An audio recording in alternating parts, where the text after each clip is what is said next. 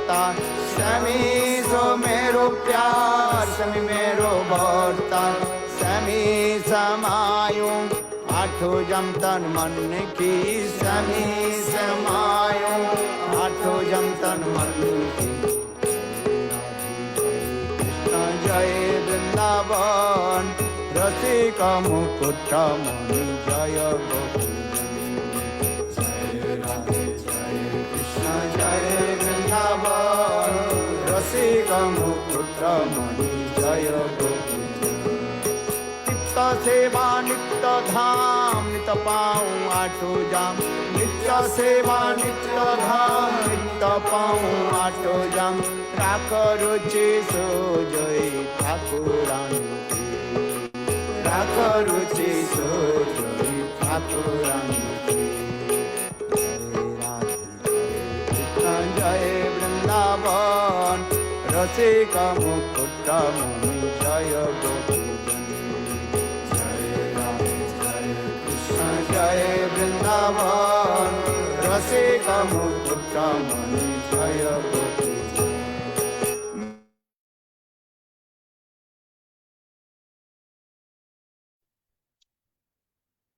कोई बाजू का इनर में चलना पड़ेगा।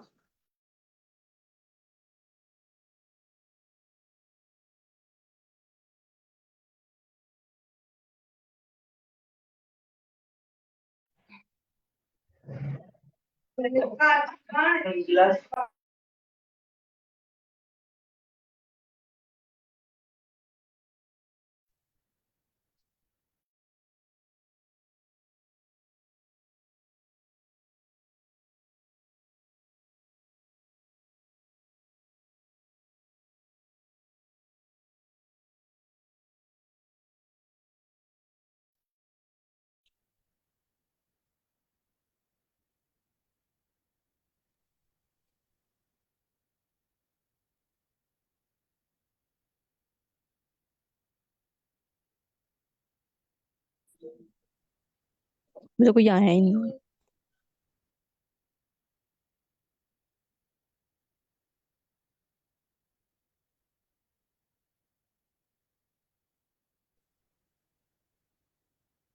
आ गए सब लोग।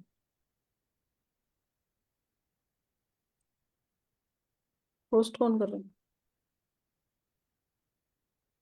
वंदे हम श्री गुरु श्री उत्पत्कमलं श्री गुरुन् वैष्णवांशं श्री रूपं साग्रजातं सहगण रघुनाथान्वितं तं सजीवं साद्वैतं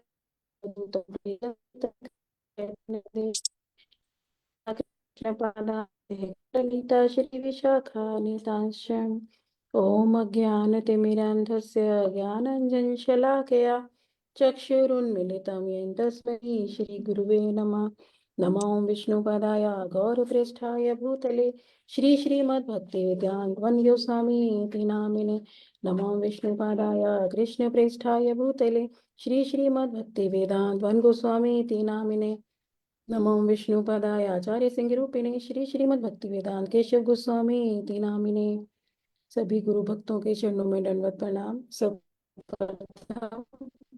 मैं अपने आराध्यतम उत्पाद वन महाराज गुरुदेव के चरणों में अनंत कोटि दंडवत प्रणाम करते हुए उनसे हेतु की कृपा की अभिलाषा करती हूँ। तत्पश्चात अपने शिक्षा गुरुदेव श्रीपाद गोकुल चंद्र प्रभु जी के चरणों में अनंत कोटि दंडवत प्रणाम करके उनसे कृपा की अभिलाषा करती हूँ। तत्पश्चात समस्त गुरुचरण परंपरा के चरणों में अनंत कोटि दंडवत प्रणाम करती हूँ। यहाँ पर उपस्थित सभी गुरु भाई बहनों के चरणों में मेरा यथा योग्य दंडवत प्रणाम। आज अतीव सुंदर दिन उपस्थित हुआ है कि हमारे गुरु भाई बहनों ने यह निर्णय लिया कि गुरुदेव की आविर्भाव तिथि उपस्थित हो रही है, तो हम सभी क्या करें, उनके गुण कीर्तन करें और उनसे जो कुछ भी अनुभव हम सभी ने प्राप्त किए हैं तो हम अपने अपने अनुभव यहाँ पर आकर शेयर करें। तो गुरुदेव की महिमा तो अनंत है, बताया भी जाता है उनकी महिमा इतनी अनंत है कि हम चाहकर भी और सोचकर भी किसी भी प्रकार से उनकी महिमा को अपने मुख से नहीं बोल सकते। संभव ही नहीं है कि हम बोल पाए। किंतु अब जब गुरु भाई बहन चाह रहे हैं कुछ हम बोलें, तो छोटा मोटा छींटा फूटा जो भी हमें मिला गुरुदेव से, हरे कृष्णा।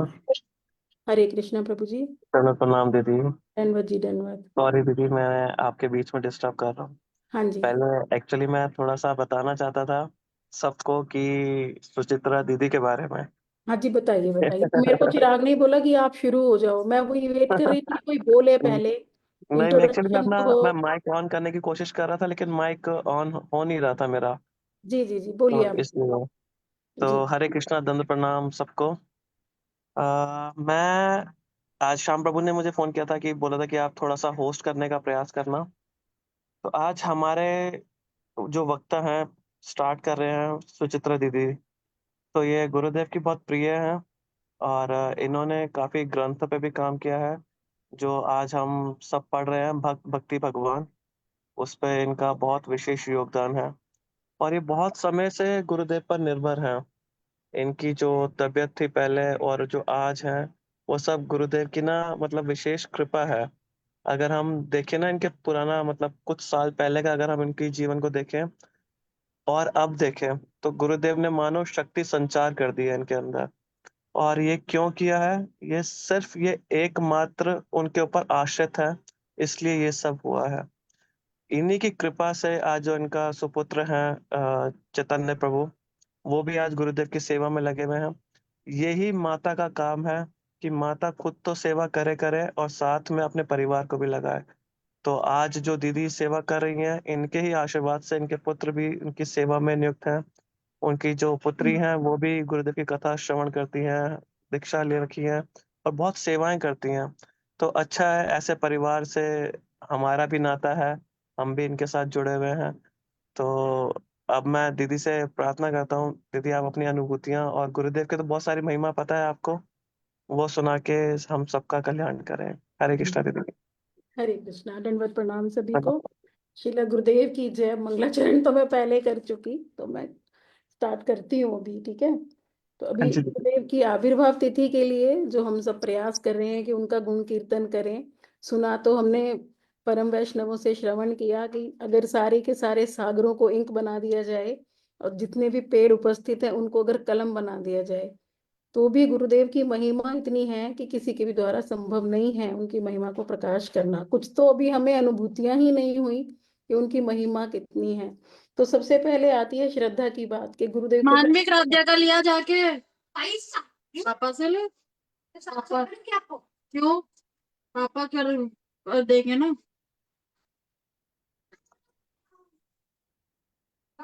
तो सभी के सभी अभी म्यूट हो गया। हाँ बोलो। अच्छा, तो श्रद्धा क्या है? सबसे पहले बात आती है श्रद्धा की।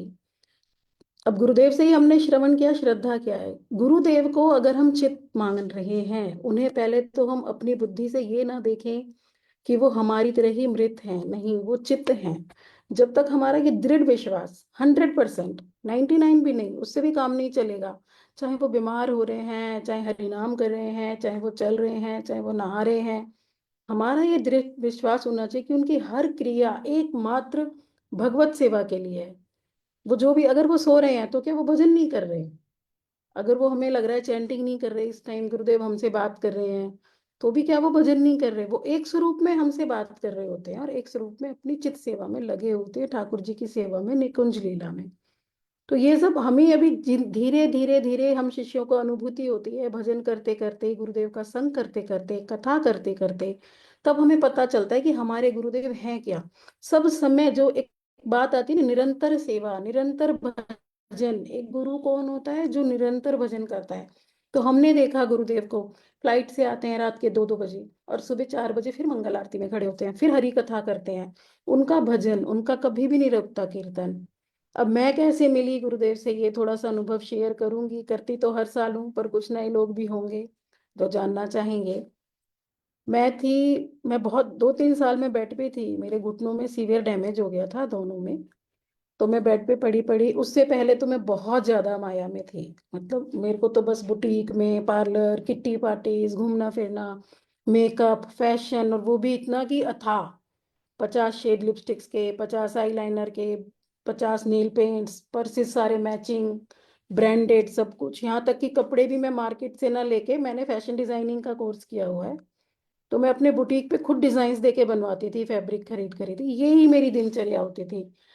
सारा दिन बस इसी में ही लगे रहना, मेकअप, पार्लर, ये फैशन, घूमना फिरना, काम, क्रोध, लोभ, मोह, मत्सरता कूट कुट के भरी हुई थी, और माया को जिस हद तक भोगा जा सकता है उतना भोगना। फिर ये बीमारी मेरे जीवन में वरदान बन के आई। जब मेरे घुटने खराब हुए तो मैं बिल्कुल बेड पे आ गई, और मुझे ये लगने लगा कि अब तो घूमना फिरना भी नहीं हो रहा, चलना भी नहीं हो रहा। मैं तरस गई थी पैर नीचे रखने के लिए, कि पैर को नीचे जमीन पे रखा कैसे जाता है। फिर मैंने धीरे धीरे पड़े पड़े ही बिस्तर में मैंने कहा चलो एकादशी व्रत कर लेते हैं। अपने आप से हृदय में प्रेरणा हुई, एकादशी का व्रत करना शुरू कर दिया। फिर धीरे धीरे सोचा अब खाना पीना भी क्या है, क्या करेगी, कुछ तो होता नहीं, अब तो बिस्तर में जीवन काटना है, क्योंकि 2-3 साल ऑलरेडी हो गए थे। तो मेड्स ही टॉयलेट तक भी उठा कर लेके जाती थी, मैं उतना भी नहीं चल पाती थी। फिर मैं धीरे धीरे प्याज लहसुन भी छोड़ दिया। मैंने कहा चलो हो सकता है भगवत इच्छा यही हो, अब तेरे को कोई काम नहीं है। पहले तो मैं भजन करती ही नहीं थी, उससे पहले बिल्कुल ना मेरा पूजा पाठ में विश्वास था, ना कोई मैंने व्रत किया उससे पहले कभी भी। बस अपनी मस्ती में मस्त रहती थी। हाँ ये तो मुझे रहता था, सच बोलना चाहिए, ईमानदारी रखनी चाहिए, नैतिकता थी, पर भजन नहीं था। तो धीरे धीरे धीरे फिर मैंने अपना प्याज लहसुन भी छोड़ दिया। धीरे धीरे कुछ उठने लगी तो वॉकर से मैं चलने लगी। तो वॉकर से मैंने इस्कॉन जाना शुरू किया डेली। डेली इस्कॉन जाने लगी तो वहां मुझे हरी कथा श्रवण करने को मिलती थी एवरी सैटरडे। फिर कथाओं के प्रति रुचि जागी, तो मैं भटक सी रही थी कि कथाएं कहाँ मिलेंगी कहाँ मिलेंगी। तो एक दिन मुझे किसी का फोन आया कि राग लेखा दीदी फरीदाबाद में आ रही हैं, और उनके साथ तुम संग कर सकती हो, कथा सुन सकती हो। अच्छा, हमारी फैमिलीज ऐसी हैं, हम अग्रवाल फैमिली से हैं, तो स्त्रियां जो हैं पुरुषों से ज्यादा घुलती मिलती नहीं थी, बात भी नहीं करती थी। हमने देवर जेठों से भी कभी बात नहीं करी। तो पुरुष का संग तो असंभव था। रागलेखा दीदी स्त्री थी, इसीलिए फिर मैं डेली उनके पास जाती थी, वॉकर से ही, ड्राइवर था मेरे पास। तो दीदी उल्टा मुझे गाड़ी से उतारती थी, मेरे चेयर लगाती थी, पैरों में पटरा लगाती थी। दोनों दो जने होते थे, प्रीति दीदी और रागलेखा दीदी, मुझे मिलके बिठाते थे चेयर पे। उसके बाद मैं वहां उनसे कथा श्रवण करती थी। उसी दौरान दीदी ने मुझे बोला कि तुम ना अब दीक्षा ले लो या हरिनाम ले लो, गुरु बना लो तुम। मैंने कहा दीदी मैं तो गुरु नहीं बना सकती थी, क्योंकि उसी समय आशाराम जी का भी हुआ था कि भाई गुरु जैसे सही नहीं होते। तो एक तो मेंटलिटी वैसे ही खराब थी गुरुओं के प्रति, और ऊपर से जो है हमारे यहाँ अलाउड भी नहीं था गुरु बनाना। तो अब मैंने कहा दीदी मैं तो आपका संग करूंगी, आप मुझे कथा सिखाते रहो, हरि नाम करती रहूंगी, एकादशी करती रहूंगी, बस इससे ज्यादा मुझे कुछ नहीं करना। तो शायद इसी उत्कंठा के लिए, या फिर इसी चीज को मेरी ठीक करने के लिए, क्योंकि मैं तार्किक थी, अपनी बुद्धि लगा रही थी, पर गुरुदेव ने तो सोच लिया था ना, कहते हैं ना गुरु हमें ढूंढते हैं, हम गुरु को नहीं ढूंढते। तो गुरुदेव ने ही रागलेखा दीदी को फरीदाबाद भेजा था कि तुम जाओ फरीदाबाद में प्रचार करो, जबकि दीदी रहती थी वृंदावन में। दीदी आई, फिर मैंने जाना शुरू किया। तो फिर जब मैंने कहा नहीं दीदी मैं गुरु नहीं बना सकती, तो फिर क्या हुआ, मौनी अमावस्या की तिथि, अति पुण्य तिथि, पूज्यपाद नारायण महाराज जी की उपस्थित हुई। उस तिथि में दीदी ने मुझे फोन किया कि मुझे नहीं पता तुम जनकपुरी कैसे आओगी, यहाँ बहुत बड़ा उत्सव है, तुम्हें आना है। उस टाइम मेरे हस्बैंड को भी बुखार था, बेटा बहुत छोटा था, ड्राइवर भी उस दिन छुट्टी पे था, कोई ड्राइवर मैनेज भी नहीं हुआ। फिर पता नहीं क्यों मुझे जिद लग गई कि नहीं नहीं, दीदी ने कहा है कि तुम्हें आना है, मुझे नहीं मालूम कि कैसे आओगी। तो मेरे हस्बैंड ने ही बुखार में ड्राइविंग की, वहां तक लेकर गए। अच्छा, उस समय क्या है, मेरी सासू माँ 5-6 सालों से बिस्तर में थी, उनको बेड सोर्स भी हो चुके थे, बिल्कुल हिल नहीं पाती थी बिस्तर से। हमने 2 नर्सेज रखी हुई थी, एक दिन की एक रात की। जिसको भी हम किसी को दिखाते थे या पूछते थे कि भाई हमारी सासू माँ कैसे चलेंगी, कैसे ठीक होंगी या नहीं होंगी, फिर हम प्रार्थना करते थे कि ये चली जाए, उनका कष्ट हमसे देखा नहीं जाता था। तो परम गुरुदेव की कृपा हुई, जब मैं और मेरे हस्बैंड और बच्चे हम लोग वहाँ जनकपुरी गए। तो वहां पर जाकर जो उनका चित्रपट है ना, वहां पर मेन टेम्पल में, तो उस टेम्पल पे जैसे ही मेरे हस्बैंड ने और मैंने अपना शीश नवाया ऐसे, और हमने यही प्रार्थना की कि हमारी माँ का कष्ट हर लो। तो चित्रपट में गुरुदेव ने अपने दोनों नेत्र हाँ में ऐसे करके हिलाए, और हम दोनों ने ही उसके दर्शन किए। तो वो एक लाइफ चेंजिंग था हम दोनों के लिए।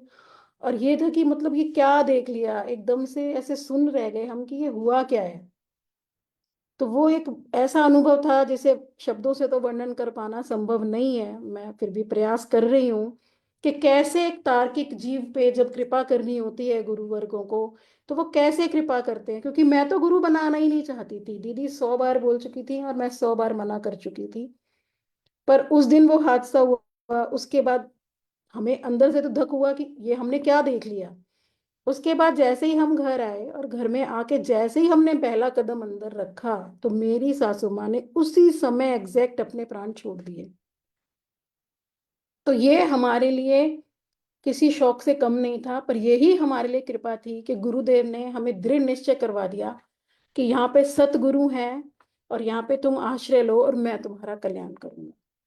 तो वो लाइफ चेंजिंग टाइम था उस दिन। मेरे हस्बैंड का और मेरा 100%, 99 नहीं था, 100% इस लीला से हमारा इतना गुरुदेव के प्रति इतनी श्रद्धा हो गई, इतनी श्रद्धा हो गई कि हाँ भाई यहाँ पे तो बिल्कुल सतगुरु हैं और हमें यहाँ से नाम लेना चाहिए। फिर हम लोगों ने, मेरी पूरी फैमिली ने, गुरुदेव आए रागलेखा दीदी के घर, वहां पे मैंने उनसे हरि नाम लिया। और गुरुदेव को पता था ये वॉकर पे है, पर धीरे धीरे धीरे गुरुदेव ने इतनी कृपा की। आज भी मेरा अगर टेस्ट होता है ना कहीं पे भी, चाहे हमारा ही हो चाहे कुछ भी हो, सब ये कहते हैं कि तुम्हारे घुटनों की कंडीशन ये है कि तुम चल ही नहीं सकती, चलना तो छोड़ो करवट भी नहीं ले सकती हो बेड पे। तो ये एक्सरे तुम्हारा नहीं है, या तुम पे किसी दिव्य आत्मा की कृपा है जो तुम चल रही हो। मैं पेनलेस चल रही हूँ, मुझे कोई पेन नहीं है, मैं अब आराम से अपना परिक्रमाओं में भी जाती हूँ, नृत्य भी करती हूँ। नृत्य जब गुरुदेव ने मेरे से पहली बार करवाया जनकपुरी में, बंगाली डांस था, तुमरा कुंज सजाओगे आज हमार प्राणनाथ आशिते पारे। तो उस वाले नृत्य में मैं सोच रही थी गुरुदेव ने तो मुझसे कह दिया तुम करो, पर मैं कैसे करूंगी, क्योंकि मेरे घुटने चलने तो लगे थे पर उनमें वो राउंड लेने की मूवमेंट नहीं थी। तो मेरे को बहुत पेन था उसमें, तो मैंने उस पेन में ही किया। मैं कहीं गुरुदेव कह रहे हैं तो मुझे करना है, गिरूंगी तो गिर जाऊंगी करते हुए, कोई बात नहीं। पर गुरुदेव ने बड़े अच्छे से वो करा लिया और मैं कर पाई, तो मुझे बड़ी प्रसन्नता हुई कि मैंने इतने सालों बाद नृत्य किया। उसके बाद तो फिर गुरुदेव ने कई बार नचाया। अब तो परिक्रमाओं में ऊपर नीचे चलना उठना, नीचे बैठना तो मैं 10 सालों से भूल चुकी थी उस समय, बिल्कुल नहीं चल पाती थी। तो गुरुदेव की इतनी कृपा हुई और धीरे धीरे धीरे गुरुदेव मेरे घर कभी भी अपने आप आ जाते थे, फोन कर देते थे किसी को, मैं फरीदाबाद आ रहा हूँ। तो मैं उल्टा उस टाइम घबराती थी क्योंकि मेरे इतने तो पैर चलते नहीं थे कि भाई कैसे होगी सेवा कैसे नहीं, पर फिर भी गुरुदेव ने कृपा करी। मैं उस समय कुछ समझती नहीं थी, गुरुदेव मेरे घर निरंतर आते रहे। और एक बार तो गुरुदेव को फरीदाबाद मठ में इनवाइट किया गया था, तो उस समय भी मैं नई नई थी, मेरे ख्याल से शायद 2015 की बात है, और 2013 में मैंने गुरुदेव से दीक्षा ली थी। 2013 में ही मैं पहली बार मिली थी उनसे और तभी उन्होंने डायरेक्ट दीक्षा ही दी थी मुझे। तो 2015 में गुरुदेव आए नवदीप से सीधे, रश्मि दीदी का फोन आया मेरे पास कि दीदी आपको एयरपोर्ट से लाना है गुरुदेव को, फरीदाबाद के मठ में उनका प्रोग्राम है। तो मैं चली गई लेने। तो लाई तो रास्ते भर गुरुदेव सोते रहे। अब हम तो ये, मुझे पता भी नहीं लगा कि गुरुदेव की तबीयत खराब है। मेरे घर पे मेरे को ये था कि मैं लंच करा के गुरुदेव को, कुछ लोग हरि नाम दीक्षा के लिए बुलाए हुए थे घर पे, आसपास के लोग भी थे, गुरुदेव का दर्शन करना चाहते थे। उसके बाद गुरुदेव को मुझे मठ छोड़ कर आना था। पर गुरुदेव तो बहुत तेज फीवर था उनको, वो नवदीप से आए थे तो वो बैठे भी नहीं यहाँ कर, उन्होंने आरती भी नहीं करवाई। तो ऐसा लगा तबीयत खराब है। रूम तो मैंने रेडी किया हुआ था कि भाई इतनी दूर से आ रहे हैं तो हो सकता है 10-15 मिनट गुरुदेव रेस्ट करेंगे। तो मैंने गुरुदेव को रेस्ट करने के लिए बोला। फिर बेटे ने देखा तो उन्हें बहुत तेज बुखार था। फिर मैंने फोन करके डॉक्टर को बुलाया। मतलब वो भी एक गुरुदेव की लीला थी कि यहाँ पे वो एक रात रुके और पूरी रात हम लोगों से उन्होंने सेवा ली, बेटे से ली स्पेशली, शायद उन्हें पता ही था कि इसे भी उन्हें अपनी सेवा में लेना है। तो इस सारी लीला को करते करते वो गुरुदेव हर बार मेरा एक ऑपरेशन करके गए। जब जब वो घर पे आते थे हर बार मुझे एक अनुभव होता था कि इस बार मेरा ये ऑपरेशन हुआ है, इस क्योंकि मेरे अंदर काम क्रोध लोभ मोह मत्सरता माया को भोगना इतना लैविश था, इतना घमंड था मेरे अंदर कि मैं तो अपने आगे किसी को कुछ समझती नहीं थी। पर धीरे धीरे गुरुदेव ने मेरे इतने ऑपरेशंस किए हैं, इतने ऑपरेशंस किए हैं, अब तो लगता है बस वैष्णवों की सेवा में ही जीवन बीत जाए तो ही श्रेष्ठ है। तो अब क्या हुआ, गुरुदेव को हम क्या समझ रहे हैं, पहले तो हम शरीर के उसमें ही समझते थे, अरे गुरुदेव तो ऐसे कर रहे हैं, अरे गुरुदेव तो ऐसे कर रहे हैं। पर क्या गुरुदेव एक शरीर है? नहीं, गुरुदेव एक व्यास है जो हर जगह फैले हुए हैं। तभी उनको व्यास पूजा का नाम भी दिया जाता है जब उनकी पूजा करते हैं हम। तो एक चीज मैंने बहुत गुरुदेव से सुनी, शब्द के कपटता रहित भजन। उसका मैं काफी टाइम से सोचती रही, चिंतन करती रही, क्या कपटता है। पहले तक यही समझ में आता था, शायद झूठ बोलना कपटता है, शायद किसी के प्रति मत्सरता रखना कपटता है, या शायद अंदर से कुछ बाहर से कुछ होना कपटता है। पहले कपटता का यही अर्थ समझ में आता था, पर अब धीरे धीरे गुरुदेव से श्रवण करते करते करते ये समझ में आया, कपटता रहित भजन का अर्थ क्या है। कपटता क्या है, असल में कपटता क्या है? असल में कपटता है माया के भोग की इच्छा। जो हमें ये इच्छा होती है ना, मेरा पुत्र ठीक रह जाए, हमारे पास धन धान्य बना रहे, या हमारा शरीर ठीक चलता रहे, ये कपटता है। क्योंकि हम क्या कर रहे हैं, भजन से ये मान रहे हैं शरीर चलता रहेगा हमारा, हमारे पास पैसा ठीक ठाक रहेगा, तो भजन करने के लिए भी हमारे पास पैसा होगा, परिक्रमाओं के लिए पैसा होगा। तो वो भी हम एक इच्छा कर रहे हैं। तो वो इच्छा, इच्छा माइक्रो मिनी भी जो इच्छा है वो है कपटता। सिर्फ ये हमारी कपटता नहीं है, झूठ बोला या आगे से कपट नहीं। कपटता ये भी है कि हम कुछ इच्छा कर रहे हैं। तो इच्छा 100% खत्म करना और भजन में आना, हालांकि अभी हम उस स्थिति तक पहुंचे नहीं, पर प्रयास उस स्थिति में चल रहा है। क्योंकि पहले तो समझेंगे, जब तो उसमें हम कार्य स्टार्ट करेंगे ना। तो ये अब जाके समझ में आया, मेरे को हो गए 11 साल, अब जाके ये समझ में आया कि कपटता क्या है, कपटता रहित भजन क्या है। तो जब अब ये जाना है, तो अब इस चीज में प्रयास रहते हैं कि ये सब भी छूटे, ये भी शरीर की जो इच्छाएं हैं वो भी छूटे। एक मैंने देखा गुरुदेव को, हमेशा मैं परिक्रमाओं में बहुत सालों से जा रही हूँ गुरुदेव के साथ, उस समय से जा रही हूँ जब परिक्रमा में इंडियंस होते ही नहीं थे, सिर्फ इंडियंस में मैं होती थी। और गुरुदेव सब जगह हरी कथा इंग्लिश में करते थे, और मैं रोती थी कि मुझे हिंदी में हरी कथा नहीं मिल रही। फिर भी मैं जाती थी। और उस समय मुझे रूम्स का नहीं पता था, कुछ नॉलेज नहीं थी, अकेली थी, तो जैसा भी रूम मिलता था, हिंदी टॉयलेट का मिलता था, सड़ा हुआ मिलता था, मकड़ी के जालों से भरा, मच्छरों से भरा मिलता, मैं जाती थी, मगर नहीं, मुझे जाना है बस। तो मैं पूरी परिक्रमा वहां रहती थी, और मैंने वहां देखा गुरुदेव को कि गुरुदेव पैदल चलते थे, बस में चलते थे। मैं गुरुदेव को, और जबकि सारे के सारे और जो हमारे गुरु चाचा ताऊ हैं हमारे, तो वो सभी अपना कार में चलते थे और बसेस में लोग जाते थे। तो मैं गुरुदेव को बोलती थी, मैं कहा गुरुदेव आप क्यों नहीं जाते हो, आप क्यों बसेस में जाते हो, इतना कष्ट होता है। तो गुरुदेव को मैंने कभी नहीं देखा, अभी 2-3 साल से वो जाने लगे हैं कार में, नहीं तो वो अब तक भी कह रहे जब तक शरीर है, जब तक चलेगा मैं ऐसे ही चलूंगा। फिर मेरा हृदय रोता था, मैं कहा गुरुदेव को क्या आवश्यकता है इतने प्रयास की, वो तो सिद्ध पुरुष हैं, उन्हें तो भगवान ने ही भेजा है। तो ऐसी क्या आवश्यकता है कि गुरुदेव पैदल जा रहे हैं, पर वो हम लोगों के कल्याण के लिए जा रहे हैं, ताकि उनसे हमें बल मिले और हम देखें कि कैसे होता है प्रयास भजन का, और हम उस तरीके से चलें। फिर क्या हुआ, गुरुदेव से मैंने एक बार मैंने माधव महाराज जी से कहा, मैं कहा महाराज जी ऐसे ऐसे सब जाते हैं गुरुदेव का, आप देखो शरीर भी नहीं चलता है अब तो, फिर भी बस में जाते हैं, आप बड़े हो तो आप बोलो। तो फिर उन्होंने डांट के, फिर गुरुदेव को 2020 से उन्होंने स्टार्ट कराया कि ठीक है तुम जो है अब उसी में जाओ, और तब गुरुदेव माने, उससे पहले गुरुदेव मानते नहीं थे बिल्कुल भी। तो एक मैंने ये देखा कि गुरुदेव बोलते थे कि मैं जो है ना बस अब, हाँ, इसमें वृंदावन में ही रहूंगा, वास करूंगा, ज्यादा नहीं जाऊंगा विदेश में। तो मैंने गुरुदेव से बोला भी, मैंने कहा गुरुदेव आप तो विदेश बहुत जाते हो, तो वो नहीं रुकते, कह रहे सब शिथिल हो जाएगा, सबका भजन शिथिल हो जाएगा अगर मैं नहीं जाऊंगा। गुरुदेव पूरे के पूरे साल हरि कथा कीर्तन ये वो क्या करते जा रहे हैं गुरुदेव, एक यज्ञ करते जा रहे हैं पूरे ब्रह्मांड में, पूरे विश्व में। वो किस चीज का यज्ञ कर रहे हैं, हरि नाम और हरि कथा का यज्ञ कर रहे हैं। अब यज्ञ में सामग्री क्या है, हरि नाम है सामग्री, जीवा क्या है उनकी, जीवा रूपी चम्मच जिससे वो कर रहे हैं, है ना, जीवा रूपी चम्मच से वो कथा सुनाते हैं। उसमें आहुति सामग्री क्या डालते हैं, हरि नाम की। और किस में डालते हैं, हमारे सबके कानों में। तो ये क्या हो गया, हवन कुंड।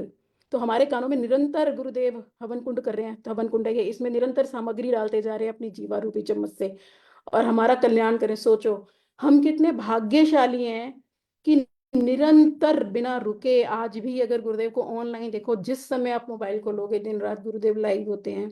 उनकी हरि कथा का कोई अभाव नहीं है, उनके संग का कोई अभाव नहीं है, चाहे वो कहीं पे भी हो। तो वो निरंतर सब समय हमारे कर्ण रूपी हवन कुंड में हवन करते जा रहे हैं और हमारी आत्मा को शुद्ध करते जा रहे हैं। अब हम सब, कई मैंने अपने गुरु भाई बहनों को कई बार सुना गुरुदेव से कहते हुए, मैंने भी कहा कई बार जब तक बुद्धि नहीं थी, कि गुरुदेव भजन नहीं हो रहा हमारा, ये नहीं हो रहा, वो नहीं हो रहा। पर हो रहा है, क्यों? क्योंकि गुरुदेव निरंतर हमारे कानों में हवन करते जा रहे हैं, यज्ञ करते जा रहे हैं। कैसे हो रहा है, हम सभी अगर अपना पिछला बैकग्राउंड ग्राफ उठाए ना, पिछले साल, पिछले से पिछले साल, पिछले से पिछले, जब से हम जुड़े, जब हम जो थे और जो हम आज हैं, गुरुदेव ने हमें क्या बता दिया? एक तो हरिनाम दे दिया, दूसरा हमें राध्याध्यासम बता दिया। क्या हमें पता था? अच्छा, एक शब्द हम लोग यूज करते हैं, अहेतु की कृपा। गुरुदेव अहेतु की कृपा करते हैं। अब इस चीज पे अगर हम चिंतन करें तो गुरुदेव ने तो हेतु की कृपा पहले ही कर दी हम लोगों पे। कैसे की? हम लोग तो इस योग्य नहीं थे कि हमें गोपाल मंत्र मिले। थे हम इस योग्य? कितने कितने ऋषियों ने कितने कितने 60-60 हजार साल, 50-50 हजार साल तपस्या की, तब जाके उन्हें गोपाल मंत्र मिला। मांगा उन्होंने कातर ध्वनि से गोपाल मंत्र, हमने तो मांगा भी नहीं। हमें तो गुरुदेव ने ऐसे ही पकड़ा और हमें गोपाल मंत्र दे दिया। तो क्या ये गो हेतु की कृपा नहीं थी? और क्या ये हेतु की कृपा नहीं है कि हमें पता है राध्या दास्यम टॉप मोस्ट है और हमें राध्या दास्यम की ही प्राप्ति करनी है? तो अब हम कैसे करें कि गुरुदेव अहेतु की कृपा नहीं कर रहे? तो हम सब पे अहेतु की, हमारा ये कहना ही गलत है कि गुरुदेव कृपा कर दो। वो कर रहे हैं, उनके अहेतु की कृपा है। उन्होंने ऐसी मूल्यवान वस्तु हमें दे दी, हालांकि हमें उसकी अनुभूति नहीं है क्योंकि हम मायाबद्ध जीव हैं।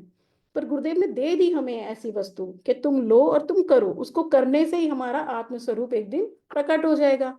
तो हम कितने भाग्यशाली हैं जो ऐसे गुरुदेव हमें मिले। गुरुदेव को मैंने सुना 2020 में गुरुदेव ने भागवत की थी उधर मथुरा में।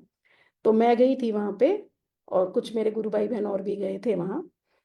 तो हमने देखा ये तो गुरुदेव ही कर रहे हैं, कोई स्पॉन्सर ही नहीं है यहाँ पे। तो मैं बड़े अपने उसमें मैंने कहा, गुरुदेव प्रसाद मैं बनवा देती हूँ ना, आप बताओ क्या मंगाना है, प्रसाद में क्या लगाना है। अब गुरुदेव मेरे को रोज इग्नोर कर दें, मैं रोज पूछूं गुरुदेव आज प्रसाद में क्या बटेगा, मैं मंगा देती हूँ।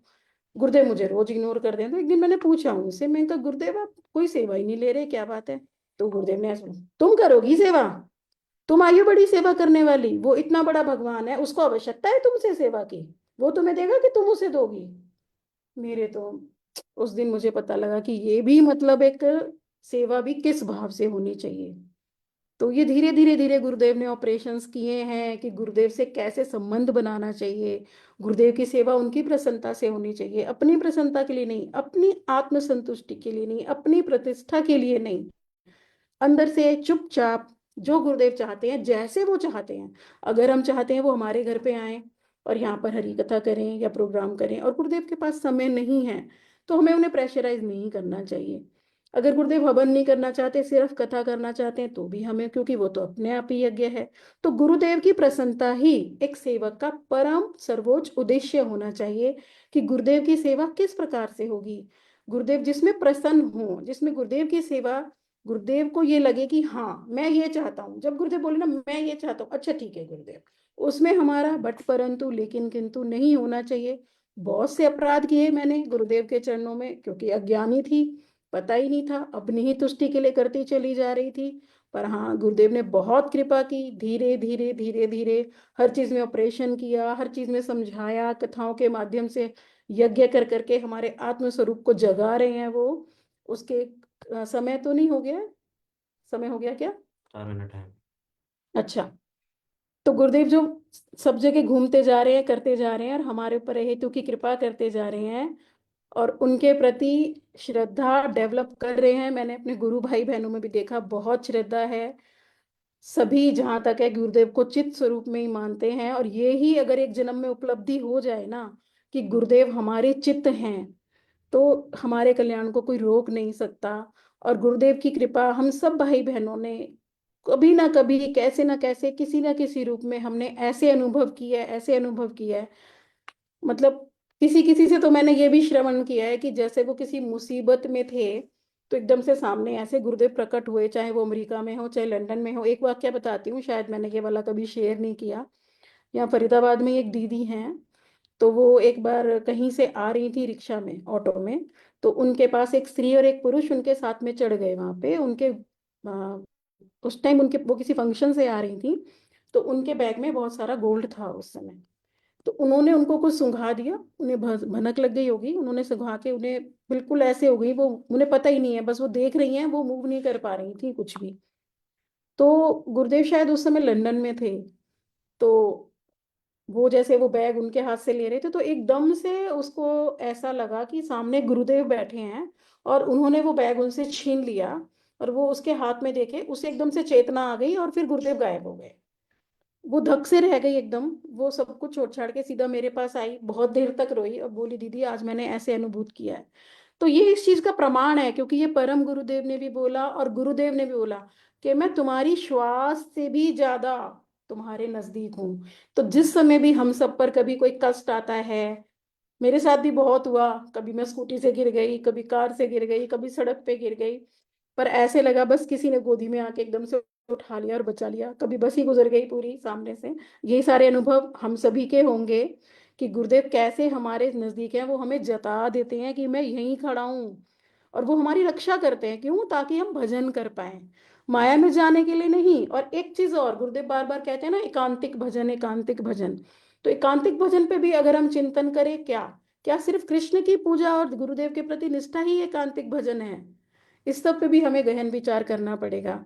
चलो हमने देवी देवताओं को छोड़ लिया, हम तो सिर्फ राधा कृष्ण युगल किशोर की सेवा कर रहे हैं या गुरुदेव की कर रहे, नहीं, एकांतिकता में ये भी शामिल आएगा कि हमें माया छोड़नी पड़ेगी।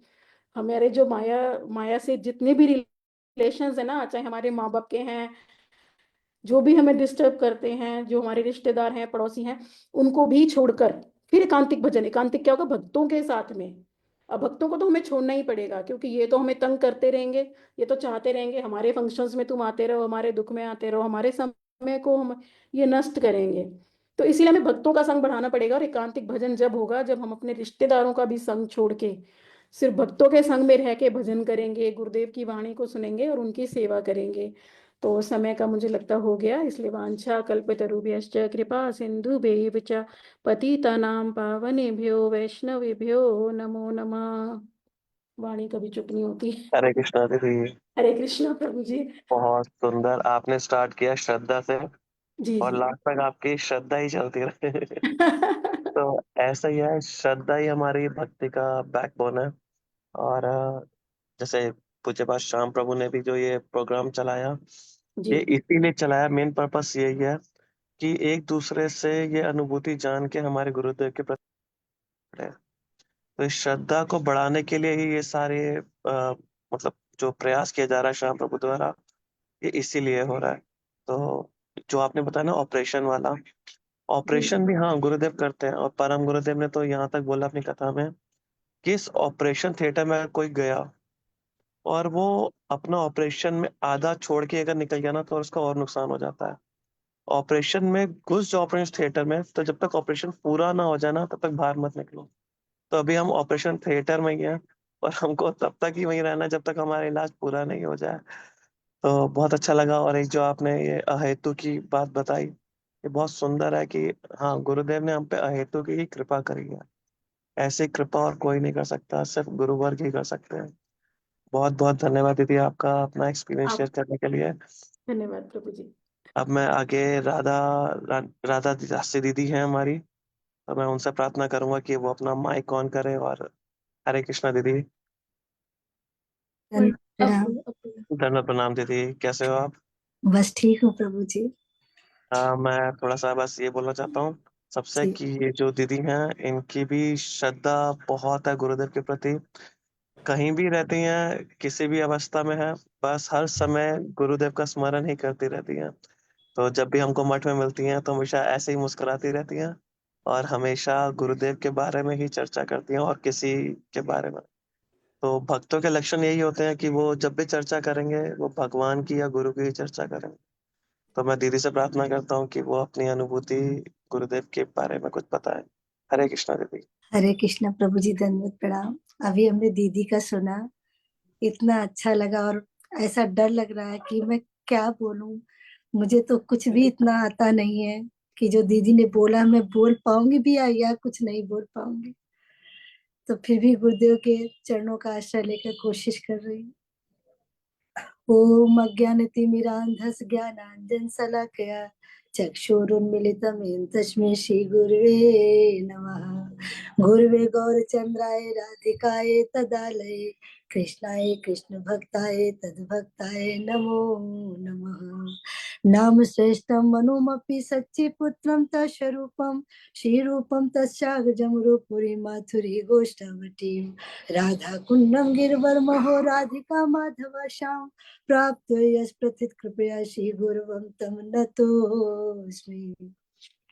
वंदे गुरुपद बंदवहं भक्त वृंद समन्वितम श्री चैतन्य प्रभु वंदे नित्यानंद सहोदितम श्री नंद नंदनम वंदे राधिका चरणंदवयम गोपी जन समयुक्तम वृंदावन मनोहरम नमो महावदन्याय कृष्ण प्रेम प्रदायते कृष्णाय कृष्ण चैतन्य नामने गौर विषे नमः।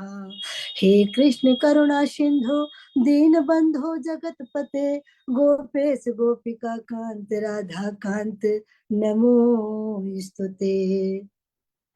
तप्त कांचन गौरांगी राधे वृंदावनेश्वरी वृषभानुसुते देवी प्रणमाम हरि प्रिय। वृंदाय तुलसी दिव्याय प्रियाय के सच्चा कृष्ण भक्ति प्रदे देवी शतवते नमो नमः। भक्ता विहीना अपराध लक्ष्य क्षिप्तान साचा कामादितरंग मध्ये कृपामयि त्वां शरणं प्रपन्ना वृंदे नमस्ते चरणारविंदम वृंदे नमस्ते चरणारविंदम। श्री कृष्ण चैतन्य प्रभु नित्यानंद श्री अद्वैत गदाधर शिवासादि गौर भक्त वृंद। हरे कृष्णा कृष्णा कृष्णा हरे हरे हरे राम राम राम हरे हरे। हरे कृष्णा कृष्णा कृष्णा हरे हरे हरे राम राम राम हरे हरे। हरे कृष्णा कृष्णा कृष्णा हरे हरे हरे राम राम राम हरे हरे। ओम विष्णु पाशी अष्टोत्तर सद्भक्ति वेदांत गुरुदेव शिवन महाराज जी के अभय चरण कमलों में बारंबार कोटि कोटि बार मैं दंडवत प्रणाम करती हूँ। पूजपात श्याम प्रभु के चरणों में अनेकानेक बार दंडवत प्रणाम करती हूँ। और इसके बाद मुझे मेरी पद प्रदर्शक जो गुरु के रूप में है आशु दीदी, उनका कंचन प्रभा दीदी नाम है, तो उन्होंने मुझे गुरुदेव से मिलवाया है। मैं उनके चरणों में भी कोटि कोटि बार दंडवत प्रणाम करती हूँ। और यहाँ उपस्थित समस्त वैष्णव के चरणों में कोटि कोटि बार दंडवत प्रणाम करती हूँ। मेरी सामर्थ्य नहीं है कि मैं कुछ भी बोल पाऊँ, इतना कुछ मुझे नहीं आता है। हाँ, गुरुदेव से प्रीति करने की पूरी कोशिश करती हूँ कि मुझे भी अपने गुरुदेव से प्रीति हो जाए, क्योंकि सच में मेरे गुरुदेव बहुत अच्छे हैं। मैं अपने आप को भाग्यवान और सौभाग्यवान समझती हूँ कि मुझे गुरुदेव के चरणों की रज मिली है।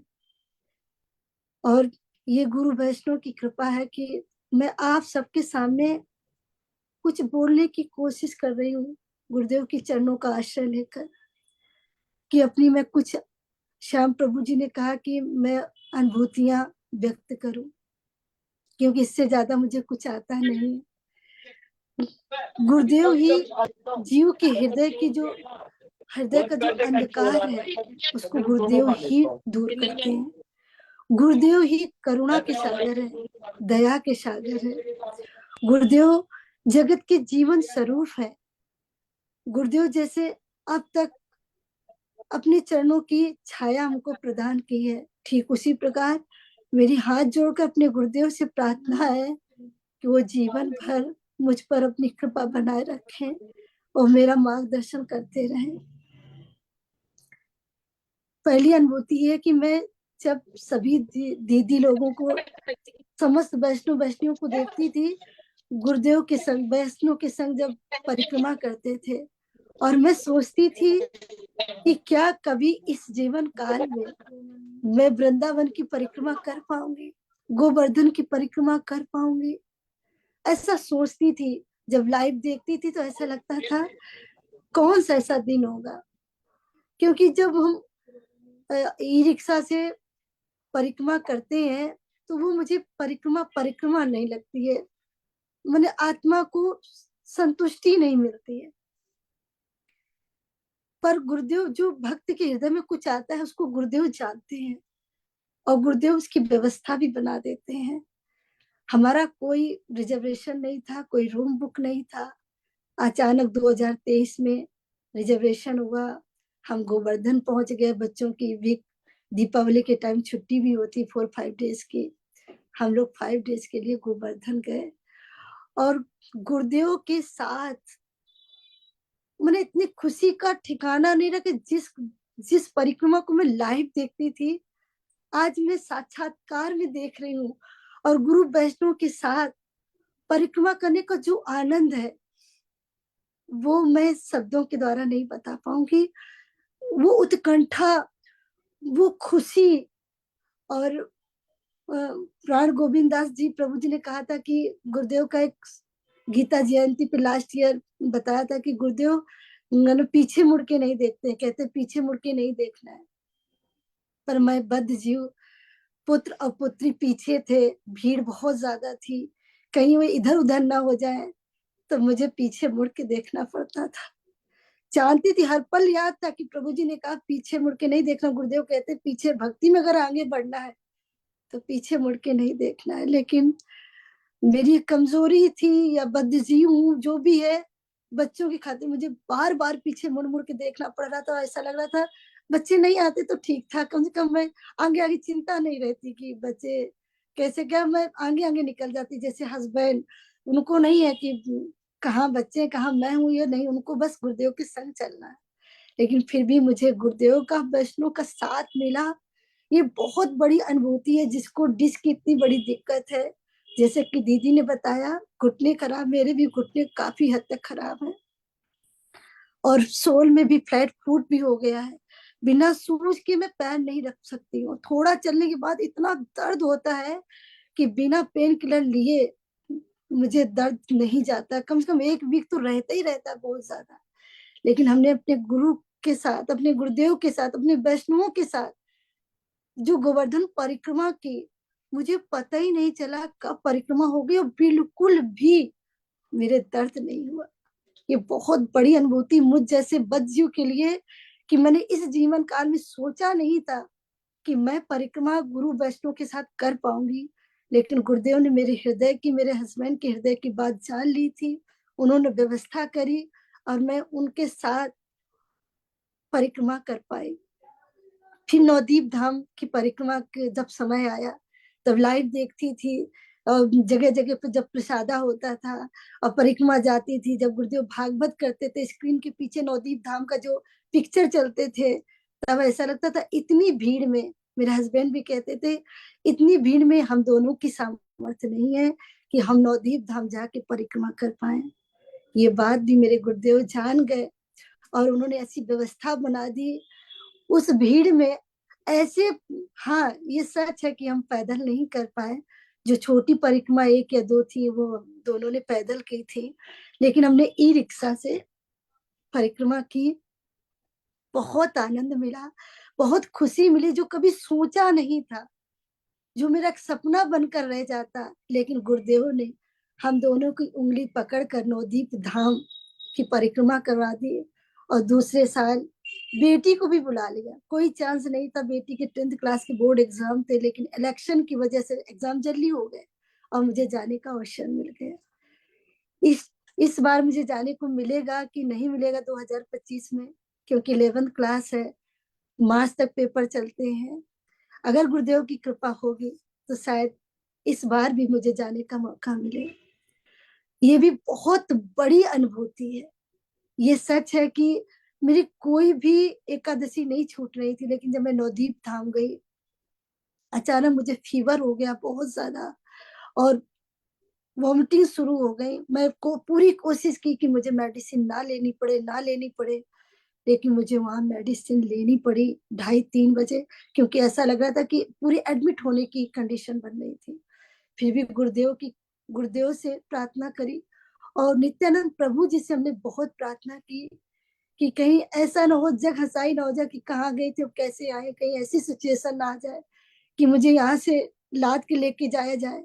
लेकिन गुरुदेव ने, नित्यानंद प्रभु जी ने और नवदीप धाम ने मुझ पर इतनी कृपा करी है, वैष्णव लोगों ने इतनी कृपा करी है कि मेरी परिक्रमा बहुत अच्छे से हो गई। तीसरी अनुभूति ये है कि मेरी बहन का एक बेटा था, उसने बीटेक किया हुआ था और उसे 22-23 साल की उम्र में 2-3 ऐसी बड़ी बड़ी बीमारी लग गई उसको। तो वो जैसे कहीं से ऑफर आया कंपनी का, वो जॉब करने के लिए जाए, सिविल इंजीनियर है, तो वो 24 या 25 दिन मुश्किल से जॉब कर पाता था। खबर आ जाती थी घर पे कि सीरियस कंडीशन है, उसको ले जाओ। उनके पापा गाड़ी भेजते थे, 2-4 लोग साथ में भेजते थे, उसको लेके आते थे। इतनी बैड कंडीशन हो जाती थी इसकी। तो ये हर बार उसके बाद बार बार उसके साथ यही हुआ। तो उसने आत्महत्या करने की बार बार कोशिश की। हर तरह सोचता था कि मैं किस तरह से आत्महत्या करूं। फिर मेरी भतीजी की शादी थी, मैं कानपुर गई और मैं उससे मिली। तो मैंने कहा आप मेरे साथ दिल्ली चलो, आप एक बार मेरे गुरुदेव से मिलो। जबकि वो लोग बचपन से ही गुरु दीक्षित हैं, किसी संप्रदाय से नहीं है। वो जिससे दीक्षित है, एक तू सच्चा तेरा नाम सच्चा के नाम से दीक्षित है। हमने कहा उनको गुरु मंत्र हमने बताया, हमने कहा कोई भी गुरु हो, हमने कहा दत्तात्रेय थे, उन्होंने 24 गुरु किए हैं, आप 2 गुरु कर लो। हमने कहा हम किसी का वो नहीं कर रहे हैं, हमें अपमान नहीं किसी का करना, लेकिन आप एक बार हमारे गुरुदेव से मिल लो, मठ आ जाओ। उसने आने की कोशिश की, लेकिन वो हम तक नहीं पहुंच पाया, ग्रेटर नोएडा में ही रह गया। फिर से उसकी हालत खराब हो गई। फिर उसका बड़ा भाई हमारे पास आया। मैंने गुरुदेव से काफी झोली माला करा के कोरियर करवाती थी कानपुर में। काफी हद तक लोग एकादशी का व्रत कर रहे हैं, माला कर रहे हैं। गुरुदेव ने बताया था कि किसी से भी बात करना, बात करते करते धीरे से ये जरूर कहना आप एकादशी का व्रत करो। मैंने गुरुदेव ने कहा तो गुरुदेव ने शक्ति भी दी और हमने ऐसे ही पालन किया। आज अनेक लोग हैं जो गुरुदेव की कृपा से, गुरुदेव की झोली माला से वो माला कर रहे हैं और एकादशी का व्रत कर रहे हैं। उस बच्चे ने श्रद्धा से माला की। हमने कहा मांगना नहीं, क्योंकि जिन्होंने हमें जोड़ा था उन्होंने भी यही कहा था कि इसमें भाभी कुछ मांगा नहीं जाता है। तो हमने उस बच्चे से भी कहा कि बेटा इससे कुछ मांगना नहीं है, नाम प्रभु है, गुरुदेव ने दिया है, ये चिंता मणि है, आप बस श्रद्धा से निष्ठा के साथ हरि नाम करो। उसने किया, ऑफर आया, उसने ऑनलाइन इंटरव्यू दिया, उसका सिलेक्शन हो गया। और आज वो लड़का जो 24 दिन या 20 दिन जॉब नहीं कर पाता था, लाद के लाया जाता था, आज वो बच्चा 2 साल हो गए कंटिन्यू जॉब कर रहा है। जबकि उसको भी 23 साल की उम्र में डायबिटीज भी हो गई है।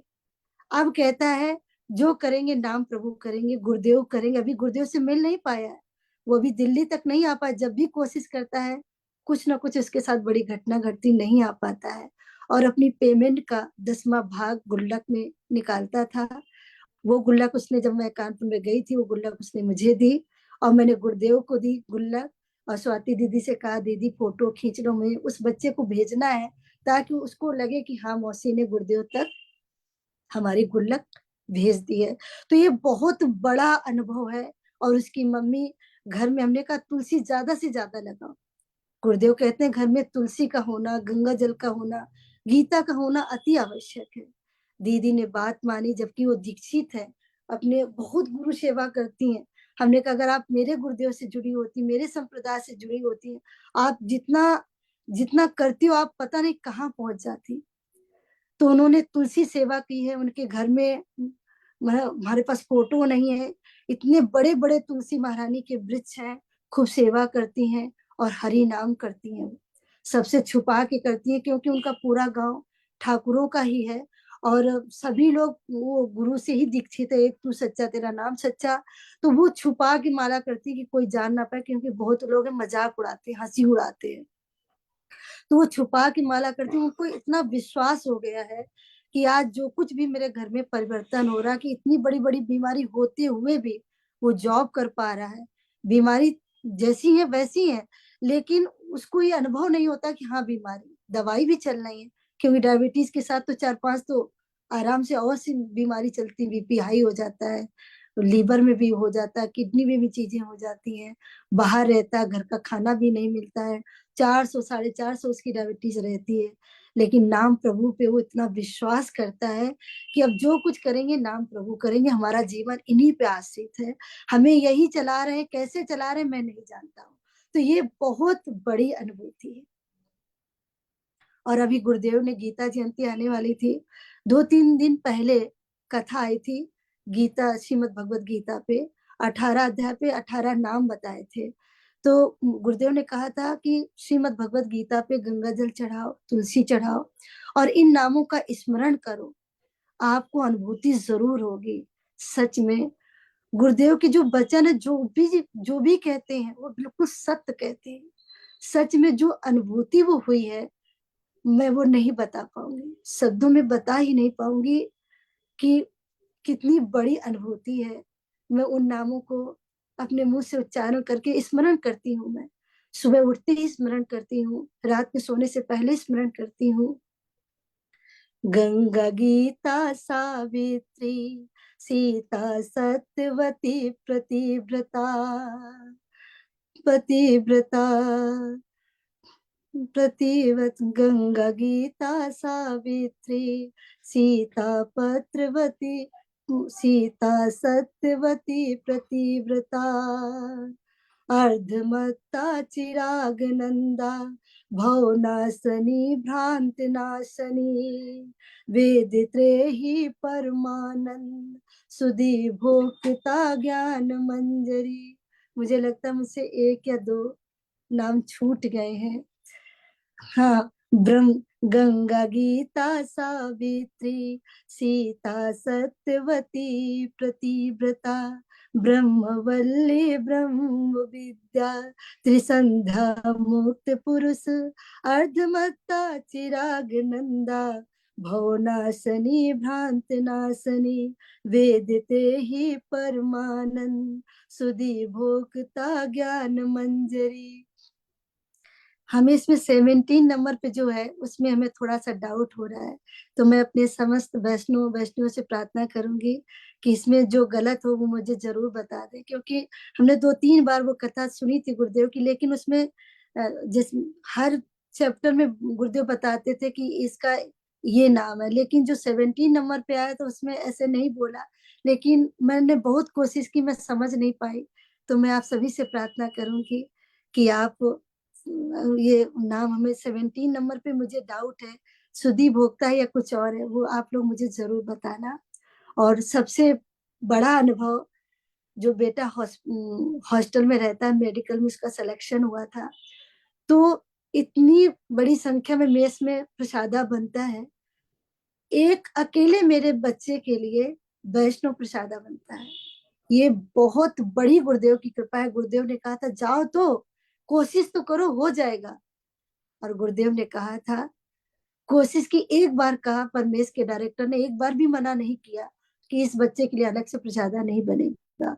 मुझसे कोई एक्स्ट्रा चार्ज नहीं लिया और उस बच्चे के लिए अलग से वैष्णव प्रसादा बनता है। ये बहुत बड़ी गुरुदेव की कृपा है, क्योंकि गुरुदेव की हृदय के जानते हैं। उस बच्चे ने कहा मैं मर जाऊंगा पर मैं प्याज लहसुन नहीं खाऊंगा, मैं जाऊंगा नहीं, मैं ज्वाइन ही नहीं करूंगा, मैं लड़की नहीं हूँ मम्मी, मुझे एक और अवसर दे दो, मैं दिल्ली की सीट ले लूं। हमने कहा नहीं, अब 2 साल हो गए, अब मैं नहीं दे पाऊंगी, मुझे बेटी को भी पढ़ाना है, आप यूपी की ही सीट लो। आप बेमन से गए थे, बोले मैं प्याज लहसुन का तो नहीं खाऊंगा चाहे मर जाऊं। तो गुरुदेव उनकी सच्ची भावना जानते थे, इसलिए गुरुदेव ने उनकी व्यवस्था करी। मैं इन्हीं शब्दों के साथ हाथ जोड़कर प्रार्थना करती हूँ कि कोई गलती हो गई हो तो मुझसे माफ कर देना। वाचा कल्पतरु साचा कृपा सिंधु भयवम च पतितानां पावनेभ्यो वैष्णवभ्यो नमो नमः। हरे कृष्णा, दंडवत प्रणाम प्रभु जी। हरे कृष्णा दीदी, दंडवत प्रणाम। बहुत सुंदर दीदी। देखो, यही भक्तों के लक्षण होते हैं। सबसे अच्छा तो मुझे ये लगा जो आपने मंगलाचरण किया। यही मंगलाचरण हमारे गुरुदेव करते हैं, और यही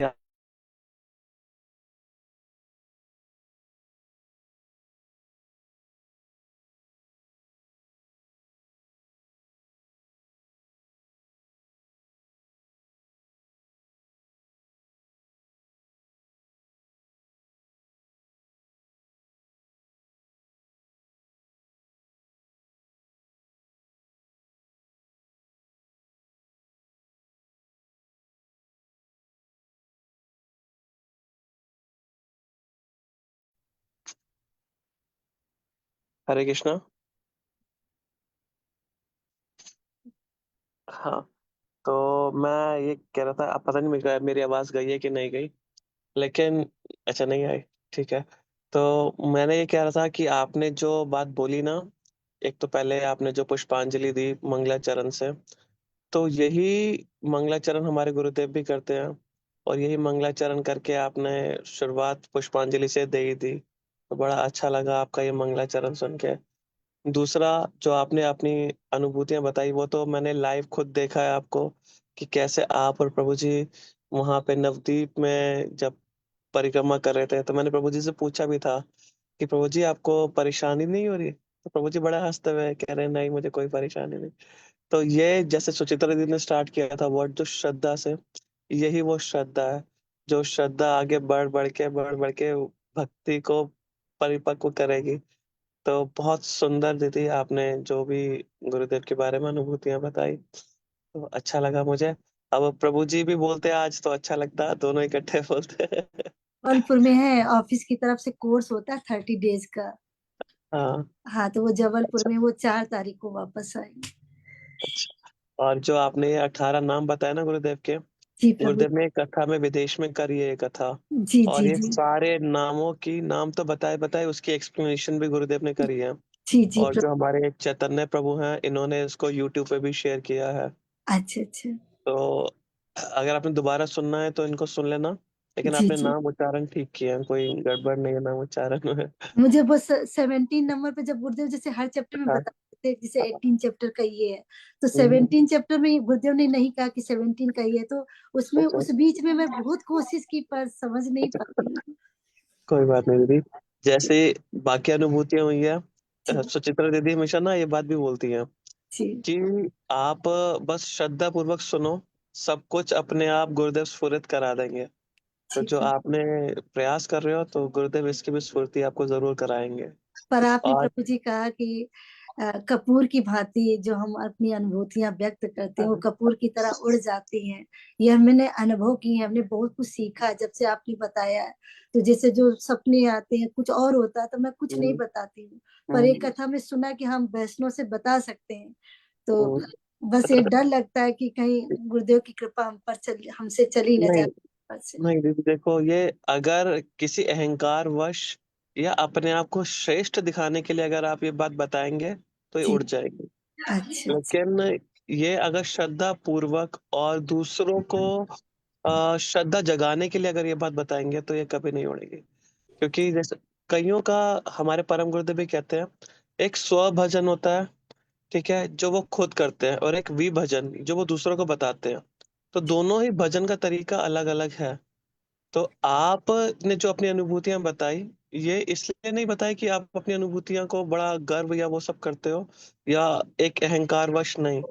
ये आपका जो प्रेम है गुरुदेव के प्रति, आपने उस प्रेम के नाते बताया, तो ये कभी अनुभूतियां वेस्ट वेस्ट नहीं जाएंगी। बस हमने सोचा तो तो मैं बड़ा पूछूंगी प्रभु जी से। नहीं नहीं, अच्छा लगा दीदी आपका सुन के। अब हम ज्योति दीदी से प्रार्थना करते हैं। ज्योति दीदी, हरे कृष्णा।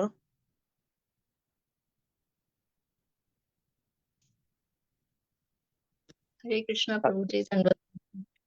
हरे कृष्णा दीदी, आप अपना वो मतलब वीडियो भी ऑन कर लीजिए। जरूरी है। हाँ जरूरी है। ये श्याम प्रभु ने जो ये स्टार्ट किया है ना, हाँ ये जी। इसीलिए किया है कि जो छुपे हुए चेहरे हैं, जो छुप छुप के भजन करते हैं, वो सबके सामने प्रकट हो। हाँ, तो ये तो इसीलिए कपूर की भांति मिट्टी उड़ जाती है ना। तो इसीलिए श्याम प्रभु ने ये कथा का वो किया है कि हर कोई अपने अपनी अनुभूतियां या जो गुरुदेव की शिक्षा है, तो उसको वो बता पाए। तो मैं आपसे स्पेशली विनती करता हूँ, पहले तो मैं सबको बताना चाहता हूँ कि हो सकता है कि सब लोग आपको बाय मतलब फेस जानते हो, बाय नाम ना जानते हो, और ये भी ना जानते हो कि हाँ आपका ग्रंथों में प्रवेश है।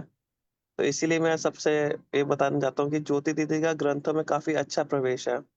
ये कथा सुनती हैं, ग्रंथ अध्ययन करती हैं, और सबसे बड़ी बात प्रचार करती है, क्योंकि गुरुदेव का मेन कार्य क्या है? प्रचार करना। तो दीदी बहुत प्रयास करती हैं कि हाँ मैं गुरुदेव की वाणी का प्रचार कर सकूं। तो यही प्रेरणा हम सबके लिए भी है। सामने आके बोलना या मतलब सबको हाईलाइटेड होना ये इम्पोर्टेंट नहीं है। पीछे रह के कैसे भजन किया जाता है ये हमको इन ज्योति दीदी से हम सीख सकते हैं। तो मैं दीदी से प्रार्थना करता हूँ कि दीदी अपनी अनुभूतियां तो बताएं, लेकिन साथ में गुरुदेव की शिक्षाएं जरूर बताएं, क्योंकि मैं आपसे एक्सपेक्ट करता हूँ कि हाँ, आप गुरुदेव की शिक्षाएं जरूर बताएंगे। हरे कृष्णा दीदी, आप स्टार्ट करते हैं। क्या करूं प्रभु जी, पता नहीं क्या बता पाऊंगी। नहीं बता दोगे। ओम अज्ञानतिमिरान्धस्य ज्ञानाञ्जन शलाकया चक्षुरुन्मिलितं तस्मै श्री गुरुवे नमः। नमो विष्णुपादाय गौरप्रेष्ठाय भूतले श्रीमते भक्ति वेदांत वनयति नामिने वन्देऽहं भक्ति चकोरं गौरांग निज प्रेष्ठितं श्रीमते भक्ति वेदांत स्वामी वनं नमस्तुभ्यं। श्री राधिका एकनिष्ठं रसायन कथामृतं संकीर्तनम् आनन्दाम गोस्वामी वनं नमः। वन्देऽहं श्रीगुरु श्रीयुतपदकमलं श्रीगुरून् वैष्णव अंशचा श्रीरूपं साग्रजातं सहगण रघुनाथन्वितं तं सजीवं साद्वैतं सावधूतं परिजनसहितं कृष्ण चैतन्यदेवं श्रीराधा कृष्णपादान् सहगण ललिता श्रीविशाखा अन्वितं अंशचा। नमो महावदान्याय कृष्ण प्रेम प्रदायते कृष्णाय कृष्ण चैतन्य नामने गौरतविषे नमः। हे कृष्ण करुणा सिंधु दीन बंधु जगतपते गोपेश गोपिका कांत राधा कांत नमो अस्तु ते। तप्त कांचन गौरांगी राधे वृंदावनेश्वरी वृषभानुसुते देवी प्रणमामि हरिप्रिये। वृंदाय तुलसी देवी प्रियाय केशवस्य च कृष्ण भक्ति प्रदे देवी सत्यवते नमो नमः। श्री कृष्ण चैतन्य प्रभु नित्यानंद श्री अद्वैत गदाधर श्रीवासादि गौर भक्त वृंद।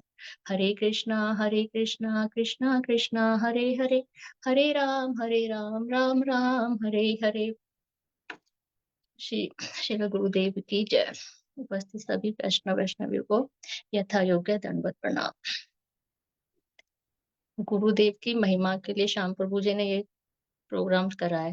गुरुदेव की महिमा कहना बहुत मुश्किल है, समुद्र को नापना जैसे संभव नहीं है, ऐसे ही गुरुदेव की महिमा भी कहना बहुत मुश्किल है। ये बस फील करी जा सकती है, उस कृपा को सिर्फ अनुभव कर सकते हैं।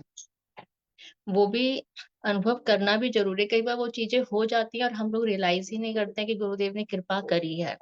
तो बैठकर कुछ समय दिन में ऐसा निकालना चाहिए कि फील करें कि गुरुदेव ने क्या कृपा करी है। भगवान का जो नाम हमें लग रहा है हम दिन में माला कर रहे हैं, इतनी माला कर रहे हैं, गुरुदेव की कृपा के बिना वो संभव नहीं है। अनुभूति में सबसे बड़ी अनुभूति तो यही होती है कि पहले कैसा जीवन था। पूरी तरह से माया में पड़े थे, ये भी नहीं पता था कि ये मनुष्य शरीर भगवान ने किस लिए दिया है। ठीक है, माया में जो सब कर रहे हैं वैसा ही जीवन था। गुरु के जीवन में आने के बाद इस शरीर क्यों मिला है, क्या उद्देश्य है इसका, ये पता चल जाता है। नहीं तो मायावत जीव पूरी तरह से भ्रमित है, पता ही नहीं है कि क्या करना है। और कृष्ण कौन है, आत्मा क्या वस्तु है, ये बिल्कुल भी अनुभव नहीं था। ये सोचने के लिए समय ही नहीं था, कोई चिंतन था ही नहीं इस प्रकार का। 2014 में हरिनाम हुआ था मेरा, मार्च में। गुरुदेव से कुछ नहीं पता था गुरु करने या क्या हरिनाम, बस वैसे ही घूमते फिरते हुए चले गए, माला दे दी, माला लेकर आ गए। लेकिन ये था कि उसी दिन से जिस दिन हरिनाम हुआ, ऑनियन गार्लिक तो छूट गया था। बस वहां से आने के बाद फिर कभी नहीं, तब से आज तक कभी फिर वो यूज हुआ ही नहीं। ये अपने आप ही हो गया, कोई सोच के नहीं गए थे कि प्याज लहसुन छोड़ना है या कुछ भी है, वो सब कुछ हो गया अपने आप से। गुरुदेव अपने आप ही ढूंढ लेते हैं कहाँ कहाँ से किसको उठाना है। वो बृहद भागवतम में गोप कुमार जी का जो प्रसंग है कि राधा जी ने गोप कुमार को किस लिए भेजा था नीचे, कि मेरा एक भक्त आ रहा है कुंज में, गोप कुमार को कह रही कि जाओ उस पे कृपा करने के लिए उनको नीचे। उनको बोल दिया नहीं अभी नहीं संडे है, कल आएगा शायद, बोल दो उसको। मुझे 2-3 वो डब्बे ले जो पैसे हों बता दो। माइक खुला है ना किसी का, प्रभु जी का। तो गोप कुमार जी को राधा जी ने इसीलिए भेजा था। ऐसे ही गुरु उस जगत से यहाँ पर बद्ध जीवों पे कृपा करने के लिए आते हैं। पता है उन्हें कहाँ कहाँ से किसको उठाना है, किस पे कृपा करनी है। और जो हरि नाम संकीर्तन करते हुए वो चल रहे हैं रास्ते पे, पता नहीं कितने जीवों पे कृपा करते हुए जा रहे हैं। गुरुदेव का यही कहना है कि हरि नाम करो अच्छे से। हरि नाम सबसे ज्यादा जोर गुरुदेव पूरी कथा में हरि नाम करने पे देते हैं। हरि नाम कैसे करना है? उत्कंठा और आवेश के साथ। जब तक उसमें हरि नाम में तन्मयता नहीं आएगी तब तक बस वो माला खींचना ही है। गुरुदेव यही और हमेशा तत्व से शुरू करके गुरुदेव रस विचार तक ले जाते हैं, बिल्कुल गोलोक धाम तक ले जाते हैं। तो गुरुदेव यही बोल रहे हैं, तत्व तत्व एक क्या है? नींव है। तत्व पर अगर तत्व अच्छे से नहीं पता होंगे तो रस विचार सुनने में तो बहुत अच्छा लग रहा है, लेकिन उससे कुछ मंगल नहीं हो जाएगा। गुरुदेव हमेशा बोलते हैं तत्व और रस क्या है? नदी के दो किनारों की तरह, और दोनों को साथ ही लेकर चलना है। सिर्फ रस सुनने में, लीला कथा सुनने में तो अच्छा लग रहा है, वो सुनते रहेंगे तो उससे होगा, कुछ सुकृतियां बन जाएंगी, लेकिन वो हृदय पे इस तरह से छपेंगी नहीं। अगर तत्व भी है, कृष्ण कौन है पहले ये अच्छे से समझे, महाप्रभु कौन है, नित्यानंद प्रभु कौन है, फिर उनकी लीला कथाओं को सुने तो कुछ हृदय पे टिकेगा। और अगर ये सोचे कि बिना गुरु के ये भवसागर पार हो जाएगा, संभव ही नहीं है। गुरु जो हमेशा बोलते हैं ना, बिन गुरु भव निधि तरे ना कोई, जो विरंती संकर सम होई। चाहे ब्रह्मा हो जाओ, चाहे शिव हो जाए, कोई भी हो, इस भव सागर को पार करने के लिए गुरु बहुत ही जरूरी है। बिना गुरु के भगवान को जान ही नहीं सकते हैं। अगर अपनी बात करूं तो कृष्ण भगवान है ये नहीं पता था, अब पता चल गया कि कृष्ण ही भगवान है। कृष्ण ही भगवान है, नहीं तो सब भगवान थे। पीपल वृक्ष को भी पूछ लो, उसमें भी भगवान है, सब भगवान है, ऐसी ही स्थिति थी पहले। फिर गुरुदेव अपनी कथा में तत्व के साथ साथ जब रस का वर्णन कर रहे हैं तो ये भी बोल रहे हैं कि रस वाली कथा जो सुन रहे हैं उनको सुनने के लिए उसके साथ साथ कुछ वो भी बता देते हैं, एक दायरा भी बता देते हैं कि किस प्रकार से सुननी है, किस प्रकार से लेना है, और हर जगह जाकर ये सब बातें बोल भी नहीं सकते हैं। गुरुदेव हमें कितनी कृपा करके हमें उस जगत की, कहाँ राधा जी की रूप मंजरी की, रति मंजरी की सारी बातें हमें सुना देते हैं। कितनी सुंदर, जब श्री श्री हृदय रत्न ग्रंथ पढ़ो, कितना कुछ गुरुदेव ने, कुछ ऐसा नहीं है जो अपने हृदय का छुपा के रखा हो, सब कुछ उसमें वर्णन है, सब कुछ उसमें वर्णन कर रखा है उन्होंने। गुरु के अनुगत्य के बिना कोई सेवा प्राप्त नहीं होगी। गुरुदेव एग्जाम्पल भी देके उसमें बोल रहे हैं कि जैसे रति मंजरी, रघुनाथ दास गोस्वामी जी रूप मंजरी को जब राधा जी की सेवा करते हुए देखते हैं तो क्या इच्छा कर रहे हैं वो, कि कब मुझे ये वाली सेवा प्राप्त होगी। श्री रूप मंजरी करार्चित पाद पर उसमें बता रहे हैं कि क्या, और ऐसे ही जब गुरु जैसे भजन कर रहे हैं, जैसे साधन कर रहे हैं, तो उन्हें देख के यही इच्छा होनी चाहिए कि हम कब ऐसा भजन साधन करेंगे, और जैसे भाव उनके हृदय में है सेवा के प्रति, ऐसा भाव कब हमारे हृदय में एक किंचित मात्र भी आ जाए, छींटा भी आ जाए, उससे जीवन कृतार्थ हो जाएगा। गुरुदेव के चरणों में यही प्रार्थना होनी चाहिए कि जैसा उनका वो भजन साधन इतना प्रयास करके वो दिखा रहे हैं, हम लोगों को शिक्षा दे रहे हैं कि इसमें से कुछ थोड़ा बहुत लेके वो कर लो तो ये जीवन अपना सफल हो जाएगा, नहीं तो इस संसार में 84 लाख योनियों में जैसे भ्रमण कर रहे हैं वैसे ही भ्रमण करते रहेंगे। और गुरु कितना कहते हैं, ब्रह्मांड भ्रमिति कौन भाग्यवान जीव, गुरु कृष्ण प्रसादे पाए भक्ति लता बीज। तो कब से भ्रमण कर रहे हैं, जब से सृष्टि हुई तब से इस ब्रह्मांड में है, तब से इसमें है, और ऐसे ही पड़े हुए, कुछ भी नहीं पता था। कहीं सौभाग्य ये उदित हो गया है कि इस जन्म में गुरु मिल गए हैं, और जो उन्होंने हृदय में बीज डाल दिया है भक्ति का, तो उस भक्ति को हम अच्छे से कर पाए, उसको बीज को अंकुरित कर पाए, उसकी लता को ऊपर तक ले जा पाए, वो गुरुदेव की कृपा के बिना बिल्कुल संभव है। वो कृपा कर रहे हैं, वो तो कर रहे हैं, लेकिन हम उस कृपा को ग्रहण करने के लिए पात्रता हमारे पास नहीं है। और ऐसे गुरु मिले हैं, नहीं तो संसार में किस प्रकार के गुरु हैं, कर्मी भी हैं, ज्ञानी भी है, शिष्य का धन हरण करने वाले, सब प्रकार के गुरु हैं। ये भी बहुत बहुत सौभाग्य है कि ऐसे गुरु मिल गए जिनको सब, आप ग्रंथ कहीं से भी गुरुदेव से कोई भी प्रश्न करो उसका उत्तर मिल जाएगा। ग्रंथ नहीं है, किसी ग्रंथ का कहीं से कुछ भी पूछ लो, गुरुदेव उत्तर दे देंगे, क्यों, उनको सब अनुभूति है। सविता दीदी बता रही थी कि जब मथुरा में सब लोग मथुरा मठ में रहते थे, तो सब जब दिन में रेस्ट का टाइम होता था सब रेस्ट करते थे। गुरुदेव क्या करते थे, चैतन्य चैतामृत लेके बैठे रहते थे। दिन के समय में, गर्मियों में इतने बड़े दिन होते थे, दिन में सब रेस्ट करते थे, वो ग्रंथ ही पढ़ते रहते थे। बहुत अच्छा, मतलब ग्रंथ, अब आज भी हम देखते हैं कि गुरुदेव देखो ग्रंथ जब पढ़ाते हैं, एक लाइन को लेके 1-2 घंटे कथा कर सकते हैं। क्यों, उससे रिलेटेड सारी चीजें उनको पता है। तो हम जब कोई प्रश्न उनसे करते हैं तो ऐसा उत्तर देते हैं कि लगता है हाँ, यहाँ अब जाकर संतुष्टि हुई उस चीज़ को समझकर। ऐसे गुरु मिलने के बाद अगर तब भी हम भजन साधन करके अपने आप को कुछ ऊपर ना उठा पाएँ तो अपने आप पे धिक्कार हो जाता है कि इतना सुन रहे हैं, इतना समझ रहे हैं, तब भी ये स्थिति हमारी यही बनी हुई है। हर जन्म में देखो माता-पिता सब मिल जाते हैं, लेकिन गुरु बहुत मुश्किल से किसी एक जन्म में मिलते हैं और वो भी ऐसे गुरुदेव जो 24 में से 24 घंटे भजन साधन करें। प्रभुपाद जी ने बोला ना कि गुरु उसी को बोल सकते हैं जो 24 में से 24 घंटे जिसने 1 मिनट भी अगर भजन नहीं करा, 24 में से 1 मिनट भी गया 24 घंटे में से तो उसको गुरु नहीं कह सकते। तो हम ये अपने गुरुदेव में देख रहे हैं कि वो 24 में से 24 घंटे उनका भजन साधन में ही जाता है। हर औ अ, मंगला आरती करनी है, उनको तुलसी परिक्रमा करनी है, सब कुछ। वो क्यों कर रहे हैं? वो नहीं भी करेंगे तो वो तो सिद्ध हो चुके हैं। वो तो उस जगत के हैं, वहाँ से यहीं वहाँ से आए और वहीं पे चले जाएँगे। वो सिर्फ़ ये आचरण करके हमें दिखा रहे हैं कि हमें उनके इसी प्रकार से उनके मार्ग पर चलना है। जैसा वो दिखा रहे हैं वैसा ही करने के लिए हम चेष्टा करें। ये जो तिथि आती है वो भी इसीलिए आती है कि हम अपने आप को जज कर पाएँ कि हम पिछले साल कहाँ थे और इस साल कहाँ पर है। अपने आप को हमने कुछ ऊपर उठाया या अभी भी एज़ इट इज़ वहीं की वहीं पर ही है। तो गुरुदेव के जितने ग्रंथ हैं, अगर उन सबको पढ़ते हैं तो समझ में आता है कि कितना उनके अंदर कितना सुंदर भाव है। वो क्या राधा दास्यम देने आए हैं, उस ज वहाँ की जब लीलाओं का वर्णन कर रहे हैं, जो आजकल गुरुदेव बहुत ज़्यादा करते हैं, राधा करार्चित कौन-सा है? मत बोलो प्रभु जी, वो मैं भूल गई। राधा करावचित पल्लव वल्लरी के।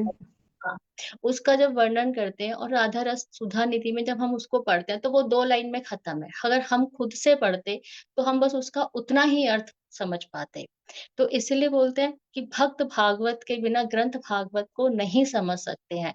और जब गुरुदेव उस 3-4 लाइनों को जब गुरुदेव एक्सप्लेन करते 1 घंटा और कितना उनको वो एक्सप्लेन करते हुए कितना आनंद आता है कि वो जो लता है वो राधा जी ने लगाई है और जब कृष्ण आने वाले हैं तो कैसे उस लता को वो आदेश दे देते हैं कि कृष्ण के स्वागत के लिए वो बड़ी हो जाए और कितना सुंदर गुरुदेव जब उसको एक्सप्लेन करते हैं। तो लगता है कि बिल्कुल उनको अनुभव है उस चीज़ का। नहीं तो अगर सब ग्रंथ पढ़ना एक है कुछ पढ़ लिया, उसमें जो लाइन लिखी है वो पढ़ के वो नहीं होता है। उसका भाव इतना सुंदर गुरुदेव जब एक्सप्लेन करते हैं ना तब लगता है कि हाँ, ये ये चीज़ बिना गुरु के नहीं समझ में आ सकती। इतने ग्रंथ हैं आप सब पढ़ लो, लेकिन उनको हृदय में सिर्फ गुरुदेव ही उतार सकते हैं। उनके और वो भी उनकी सेवा के बिना संभव नहीं है। उनकी कृपा कैसे होगी? जब उसके लिए हमारा कोई चेष्टा वो देखेंगे तो वो कृपा करेंगे। अब चेष्टा क्या है? मेरे जैसे लोग की तो जो घर में बैठे रहते हैं, गुरुदेव आ गए, अगर 5 दिन मठ में रहे तो 1 दिन दर्शन करके आ जाएँगे, हो गया। तो जो उनकी सेवा में हैं, जो लोग बहुत सौभाग्यशाली हैं। एक्चुअल में कृपा तो गुरुदेव की वो परम गुरुदेव की तिथि पे किसी ने तब मैंने सुना था संजय गुरुदेव शायद, वो बोल रहे थे कि गुरुदेव से किसी ने प्रश्न किया था कि शायद गुरुदेव सब पर बराबर कृपा नहीं करते। परम गुरु पूज्यपाद नारायण महाराज जी के लिए बात है कि सब पर बराबर कृपा नहीं करते। तो उन्होंने बोला कि कृपा तो बराबर कर रहे हैं, जब कोई साल में 1 ही बार मिलने आ रहा है तो उस पे वैसी ही कृपा हो रही है और जो 24 घंटे साथ है उस पर वो अलग तरीके से गुरुदेव को अनुभव करेगा। तो ये स्थिति मेरी है कि मैं तो अगर 5 दिन रहे, चाहे वो 1 महीना रहे, 1 बार या 2 बार दर्शन कर लिया, हो गया। तो कृपा इसलिए वो तो कर रहे हैं, लेकिन मैं अनुभव नहीं कर पा रही हूँ, क्योंकि अनुभव करने के लिए संग की ज़रूरत है। बिना संग के तो गुरुदेव को नहीं जान सकते हैं। तो आप सब लोग कृपा करो कि मैं थोड़ा-सा गुरुदेव का संग कर पाऊँ, तो कुछ उनके जान पाऊँ उनको कि उनके अंदर कैसे-कैसे भाव है। कथा के वो भी हम ऑनलाइन सुनते हैं, तो उनके भावों को ग्रहण करने का प्रयास करते हैं, लेकिन उस तरह से वो चीज़ें नहीं हो पाती हैं, जैसा गुरुदेव समझाना चाहते हैं। गुरुदेव बोल रहे हैं कि वैष्णव अपराध छोड़कर, नाम अपराध छोड़कर नाम करो। तो उसमें क्या है कि गुरु अवज्ञा नहीं होनी चाहिए और किसी की निंदा नहीं होनी चाहिए, हरि नाम की महिमा को सुन के उसको अतिशयोक्ति ना समझे। तो ये सब चीजें जब बोलते हैं नाम करने में इतना बल है, इतना बल है, तो इस पे विश्वास नहीं हो पाता है। नाम और नामी अभिनय, अभी तक ये विश्वास नहीं हो पा रहा है, क्योंकि अगर नाम और नामी अभिनय ये विश्वास हो जाए तो नाम करते हुए अपराध ही नहीं होगा। तो गुरुदेव इन्हीं चीजों पे ज्यादा जोर दे रहे हैं कि नाम करो तो अपराध छोड़कर नाम करो। वैष्णव अपराध छोड़ने पे गुरुदेव बहुत फोकस करते हैं कि कोई वैष्णव अपराध मत करो, निंदा मत करो, प्रजल्प मत करो, पर चर्चा मत करो। तो वो सब हम लोग, मैं तो स्पेशली अपनी बात कर रही हूँ, बाकी सबकी नहीं कर रही, क्षमा चाहती हूँ। तो वो होता है, तो यही चाहते हैं कि ये सब चीजें छूट जाएं, जैसा गुरुदेव चाहते हैं बस वैसे ही उन सब चीजों को हम कर पाए। वांछा कल्पतरुभ्यश्च कृपा सिंधुभ्यश्च पतितानां पावनेभ्यो वैष्णवेभ्यो नमो नमः। हरे कृष्णा दीदी। मैं तो भी कृष्ण। एक्सपेक्ट कर रहा हूँ कि आप थोड़ा सा और बोलेंगी। नहीं प्रभु जी, आप बोलिए, आपके लिए रखे मैंने, आप बहुत सुंदर बोल, आप नहीं बहुत नहीं, अच्छा बोलिए। बोलती है। बोलिए, थोड़ा सा और बोलिए। 10 मिनट आप और। बोलिए, प्लीज बोलिए प्रभु जी, आप सुनना है। देखो, जो आपने स्टार्ट किया ना कि हमको, जैसे हम हरि नाम करते हैं रोज, तो हमको कुछ समय ना स्टार्ट मतलब ये भी निकालना चाहिए कि गुरुदेव की कृपा क्या है। मतलब ये वाक्य में पर्सनल अनुभूति का विषय है कि अगर हम रोज ये स्मरण करें ना कि गुरुदेव ने क्या क्या कृपा करी है, तो मन में बहुत आनंद आता है, सच्ची में बहुत आनंद आता है। अगर हम थोड़ी सा ये देखें कि गुरुदेव हम पे क्या क्या कर रहे हैं या गुरुदेव ने क्या क्या किया अपने जीवन में, तो ये सब देख के ना हृदय बड़ा प्रफुल्लित हो जाता है। बहुत अच्छा। तो ये पॉइंट ना हम सबके लिए है कि हम सब ये देखें कि गुरुदेव हमारे लिए क्या कर रहे हैं। मतलब ये वाक्य में जो आपने बोला कि हम शब्दों में नहीं बता सकते, ये सबकी अपनी अपनी अनुभूतियां हैं। और जैसे आपने जो अपनी कथा में बोला, मैंने बोला ना, एक सिंसियर स्टूडेंट वही होता है जो गुरु के आदेशों का पालन कर सके। तो जैसे आपने अपनी कथा में 3-4 श्लोक्स बोले, ठीक है, तो ऐसे ही गुरुदेव जब भी कथा करते हैं वो जरूर अपनी कथाओं में बहुत सारे श्लोक्स बोलते हैं। क्यों? बिना श्लोकों के वो कथा पूरी हो ही नहीं सकती, बहुत सारे रेफरेंस होते हैं। और खासकर गुरुदेव की विशेषता ये भी है, जैसे भी आपने बोला राधा कराचित पल्लव वल्लरी के, तो इसकी व्याख्या गुरुदेव ने बहुत बार करी। गुरुदेव इस श्लोक की ना, मतलब दिल्ली से स्टार्ट करते हुए पता नहीं वो अब विदेशों में जहां जहां जा रहे हैं, वो सब जगह सिर्फ इस श्लोक की व्याख्या कर रहे हैं। और एक श्लोक और एक अभी गुरुदेव भगवत गीता का 10 का 9वां है श्लोक, जिसमें गुरुदेव बता रहे हैं मन कि बना। जब, नहीं नहीं, उसमें है कि जब दो भक्त मिलते हैं तो आपस में क्या करते हैं, वो कृष्ण चर्चा करते हैं और उसी में वो संतुष्ट रहते हैं और उसी में वो प्रसन्न रहते हैं। मुझे वो श्लोक उच्चारण करना नहीं आता, लेकिन अभी बहुत समय से गुरुदेव उसी श्लोक की चर्चा कर रहे हैं। तो ये सब चीजें कैसे पता लगती हैं? जब आप ग्रंथ अध्ययन करते हो। क्योंकि बहुत सारी चीजों में ऐसा होता है कि आप जो गुरुदेव कथा सुन रहे हैं वो स्किप हो जाती है, दिमाग से निकल जाती है, लेकिन जब आप ग्रंथ अध्ययन करते हो ना तो वो सारा रिकॉल हो जाता है। तो गुरुदेव भी हमेशा इस बात पे बहुत जोर देते हैं कि ग्रंथ अध्ययन करो, ग्रंथ अध्ययन करो। और सबसे अच्छा जो एक पॉइंट आपने बोला, गुरुदेव हरि नाम पे जोर देते हैं। ये वाक्य में गुरुदेव अपनी हर कथाओं में सब जगह क्या करते हैं, हरि नाम पे जोर देते हैं। ये एक बार प्रश्न मैंने भी गुरुदेव से किया था कि गुरुदेव क्या करें। गुरुदेव कहते हैं कैसी भी परिस्थिति हो, कैसी भी परिस्थिति हो, बस हरि नाम मत छोड़ो। तो गुरुदेव का हमेशा फोकस हरि नाम पे रहता है। हरि नाम सब कुछ देने में समर्थ है। और जो ये बात है ना, नाम चिंतामणि कृष्ण चैतन्य रस विग्रह पूर्ण शुद्धो नित्य मुक्तो अभिनत्व नाम नामिनो। तो जब ये अनुभूति होने लग जाएगी ना कि नाम और नामी में डिफरेंस नहीं है, वाक्य में हमसे अपराध नहीं होंगे, क्योंकि हमको और किसी चीज का समय ही नहीं मिलेगा। हम सारा समय हमारा सिर्फ क्या होगा, नाम पे ही जाएगा। अभी हाँ, ये अनुभूति नहीं है तो माला जब संख्या पूरी हो गई तो नाम पे रख दिया, बस ये होता है। तो बड़ा अच्छा लगा दीदी, आपने इतने सारी चीज श्री श्री हृदय रस में वो 7 चैप्टर में लास्ट में, आज मैं दोबारा से पढ़ी थी तो कंप्लीट हुआ।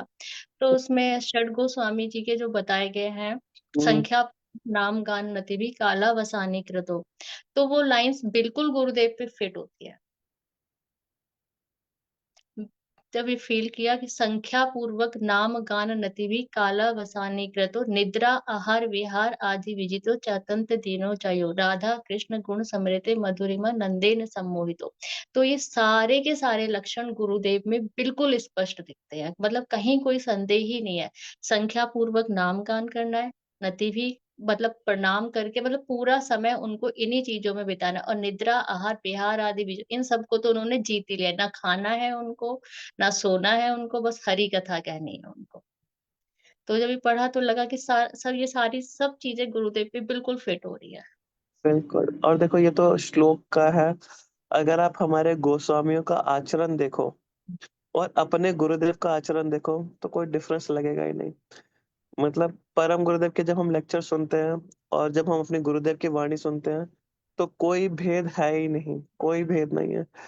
तो इसीलिए गुरुदेव क्यों कहते हैं, गुरुदेव ने एक बार बोला था, अभी परम गुरुदेव की तिथि का जो मैं पुराना 2020 का लेक्चर सुन रहा था, उसमें कहते हैं परम गुरुदेव ने अपने गुरुदेव को बोला कि गुरुदेव आपकी इच्छा में ही मेरी इच्छा है। तो यही एक सद शिष्य का कर्तव्य है और यही हमारे गुरुदेव ने करके दिखाया। जो उनके गुरुदेव ने उनको आदेश दिया कि तुम विदेश में जाओ, वो नहीं जाना चाहते थे, लेकिन उनकी इच्छा में ही उनकी इच्छा थी, गुरुदेव की इच्छा थी, और उसी का पालन करते हुए गुरुदेव विदेश गए। तो ये बात सच है कि अगर हम अपने आचार्यों का जीवन देखें ना, तो वो जीवन हमारे गुरुदेव के जीवन में दिखता है। लेकिन बस गुरुदेव कृपा करे, वो आंखें दे दे हमको कि वो हम देख पाए। चलो, बड़ा अच्छा लगा दीदी आपके सुनते हुए। तो अब श्याम प्रभु ऑनलाइन है, तो श्याम प्रभु से 5 मिनट रिक्वेस्ट करते हैं। श्याम प्रभु आप कुछ बोलिए, फिर हम आज की कथा को यहीं समाप्त करते हैं।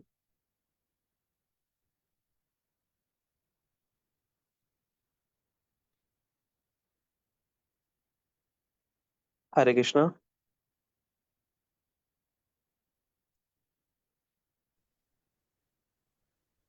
हरे कृष्णा। अबे हाँ जी प्रभु जी, आप 5 मिनट बोलिए फिर।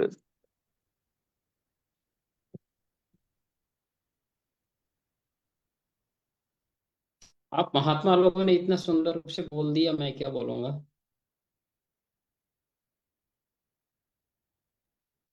नहीं बोलिए, 5-10 मिनट हरे तो बोलिए, कृष्ण। अभी तो समय है। 10 मिनट बोलिए, फिर आज की कथा को समाप्त करते वो उसको कीर्तन कराओ ना, उसको राधे श्याम को कीर्तन बाकी रह गया है ना। हैं। अरे नहीं, वो अब उधर है, दूसरे कमरे में गया हुआ है। आप बताइए प्रभु जी, जब तक सो रहा। 10 मिनट की ये प्रोग्राम को होस्ट कराने का, वो कल तो बोल नहीं पाए थे आप।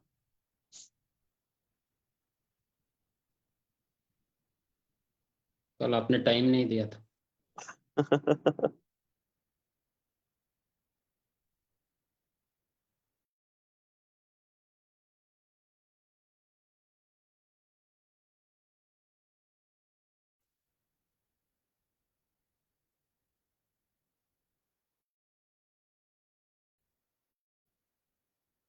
Imagine an AI-powered collaboration platform that helps you do welcome to Zoom workshop. Zoom AI Companion is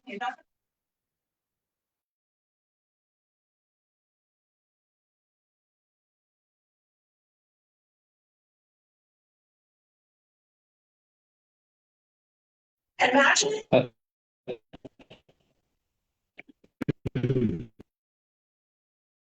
अरे एक ही उद्देश्य है कि हम लोग गुरुदेव के बारे में कुछ समझ पाए, क्योंकि गुरुदेव जो हैं वो नित्य मुक्त महात्मा हैं। इसीलिए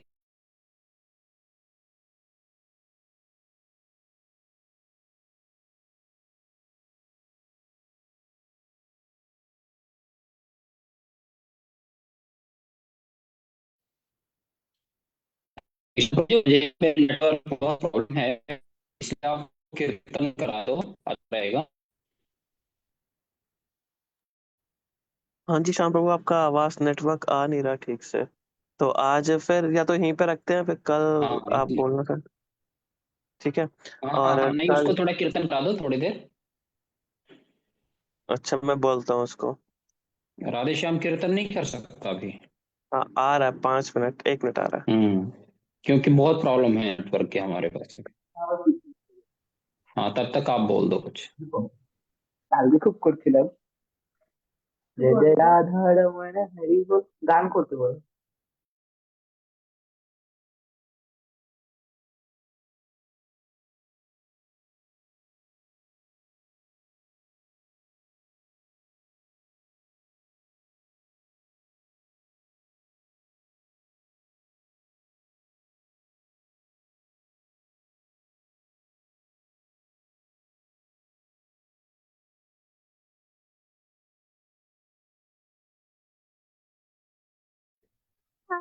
अगर से मुझको अपना लेना,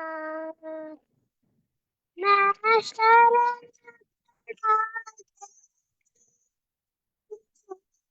चरणों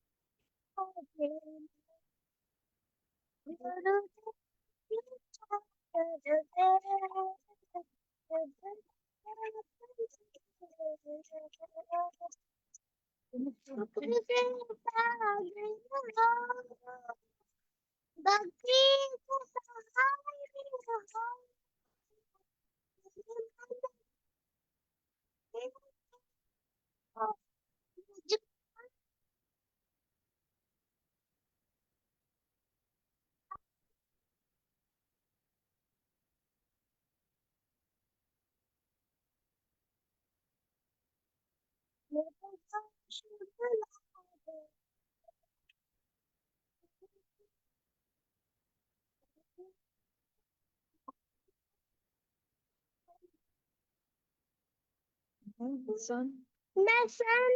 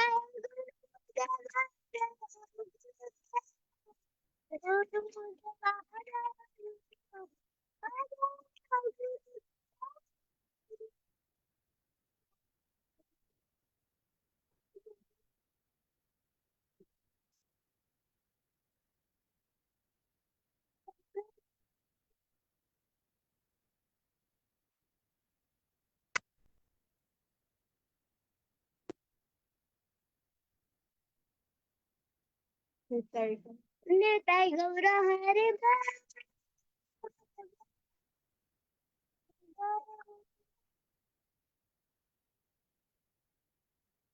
हरे कृष्णा।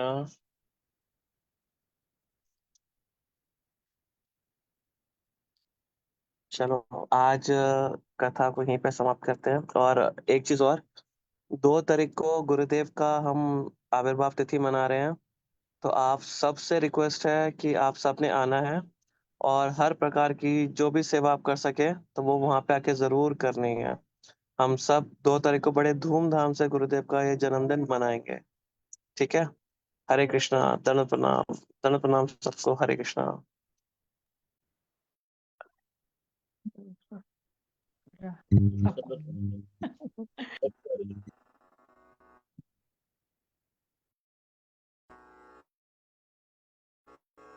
जय राधे जय कृष्ण जय वृंदावन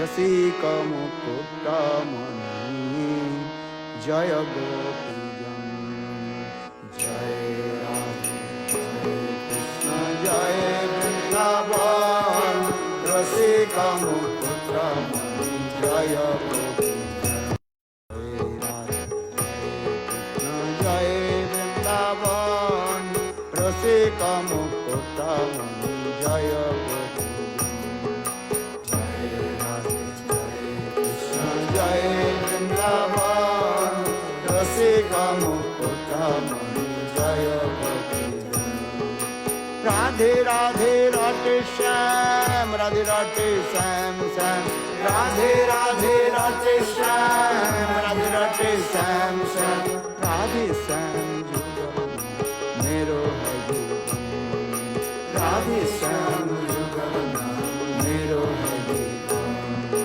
जय राधे जय कृष्ण जय वृंदावन रसिक मुकुट मणि जय गोपीजन जय राधे जय कृष्ण जय वृंदावन रसिक मुकुट मणि जय गोपीजन राधे राधे राधे श्याम राधे राधे श्याम श्याम राधे राधे राधे श्याम राधे राधे श्याम श्याम राधे श्याम जुगल मेरो है जीवन राधे श्याम जुगल मेरो है जीवन श्यामी सो मेरो प्यार श्यामी मेरो भरतार श्यामी सो मेरो प्यार श्यामी मेरो भरतार श्यामी समायूं आठों जम तन मन की श्यामी समायूं आठों जम तन मन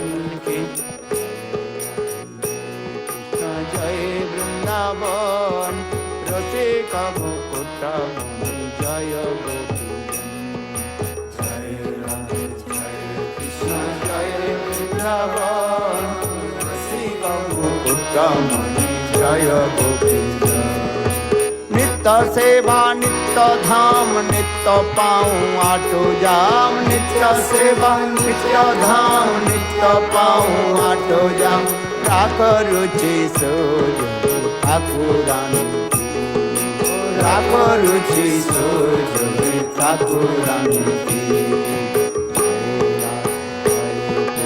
जय वृंदावन रसिक मुकुट मणि जय गोपीजन जय राधे जय कृष्ण जय वृंदावन रसिक मुकुट मणि जय गोपीजन श्यामी सो मेरो प्यार श्यामी मेरो भरतार श्यामी सो मेरो प्यार श्यामी मेरो भरतार श्यामी समायूं आठों जम तन मन की श्यामी समायूं आठों जम तन मन की कृष्ण जय वृंदावन रसिक मुकुट मणि जय गोपीजन जय राधे जय कृष्ण जय वृंदावन रसिक मुकुट मणि जय गोपीजन नित्य सेवा नित्य धाम नित्य पाऊं आठो जाम नित्य सेवा नित्य धाम नित्य पाऊं आठो जाम राख रुचि सोजई ठाकुरानी राख रुचि सोजई ठाकुरानी जय वृंदावन रसिक मुकुट मणि जय गोपीजन जय वृंदावन रसिक मुकुट मणि जय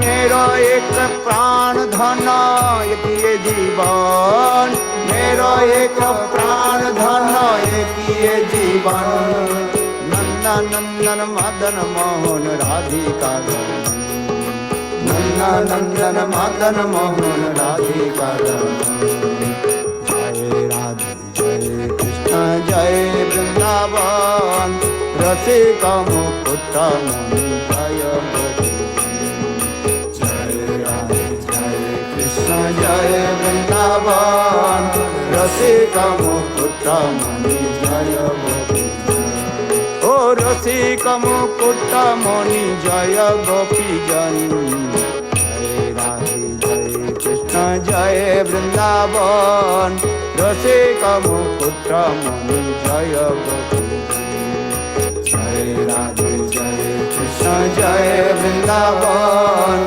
रसिका मुकुट मणि जय गोपी श्यामी सो मेरो प्यार श्यामी मेरो भर्ता श्यामी सो मेरो प्यार श्यामी मेरो भर्ता श्यामी समायो आठो जाम कर्मणि श्यामी समायो आठो जाम कर्मणि जय वृंदावन रसिका मुकुट मणि जय गोपी जय राधे जय कृष्ण जय वृंदावन रसिका मुकुट मणि जय गोपी मेरो एक प्राण धन एक ये जीवन मेरो एक प्राण धन एक ये जीवन नन्ना नंदन मदन मोहन राधिका रमन नन्ना नंदन मदन मोहन राधिका रमन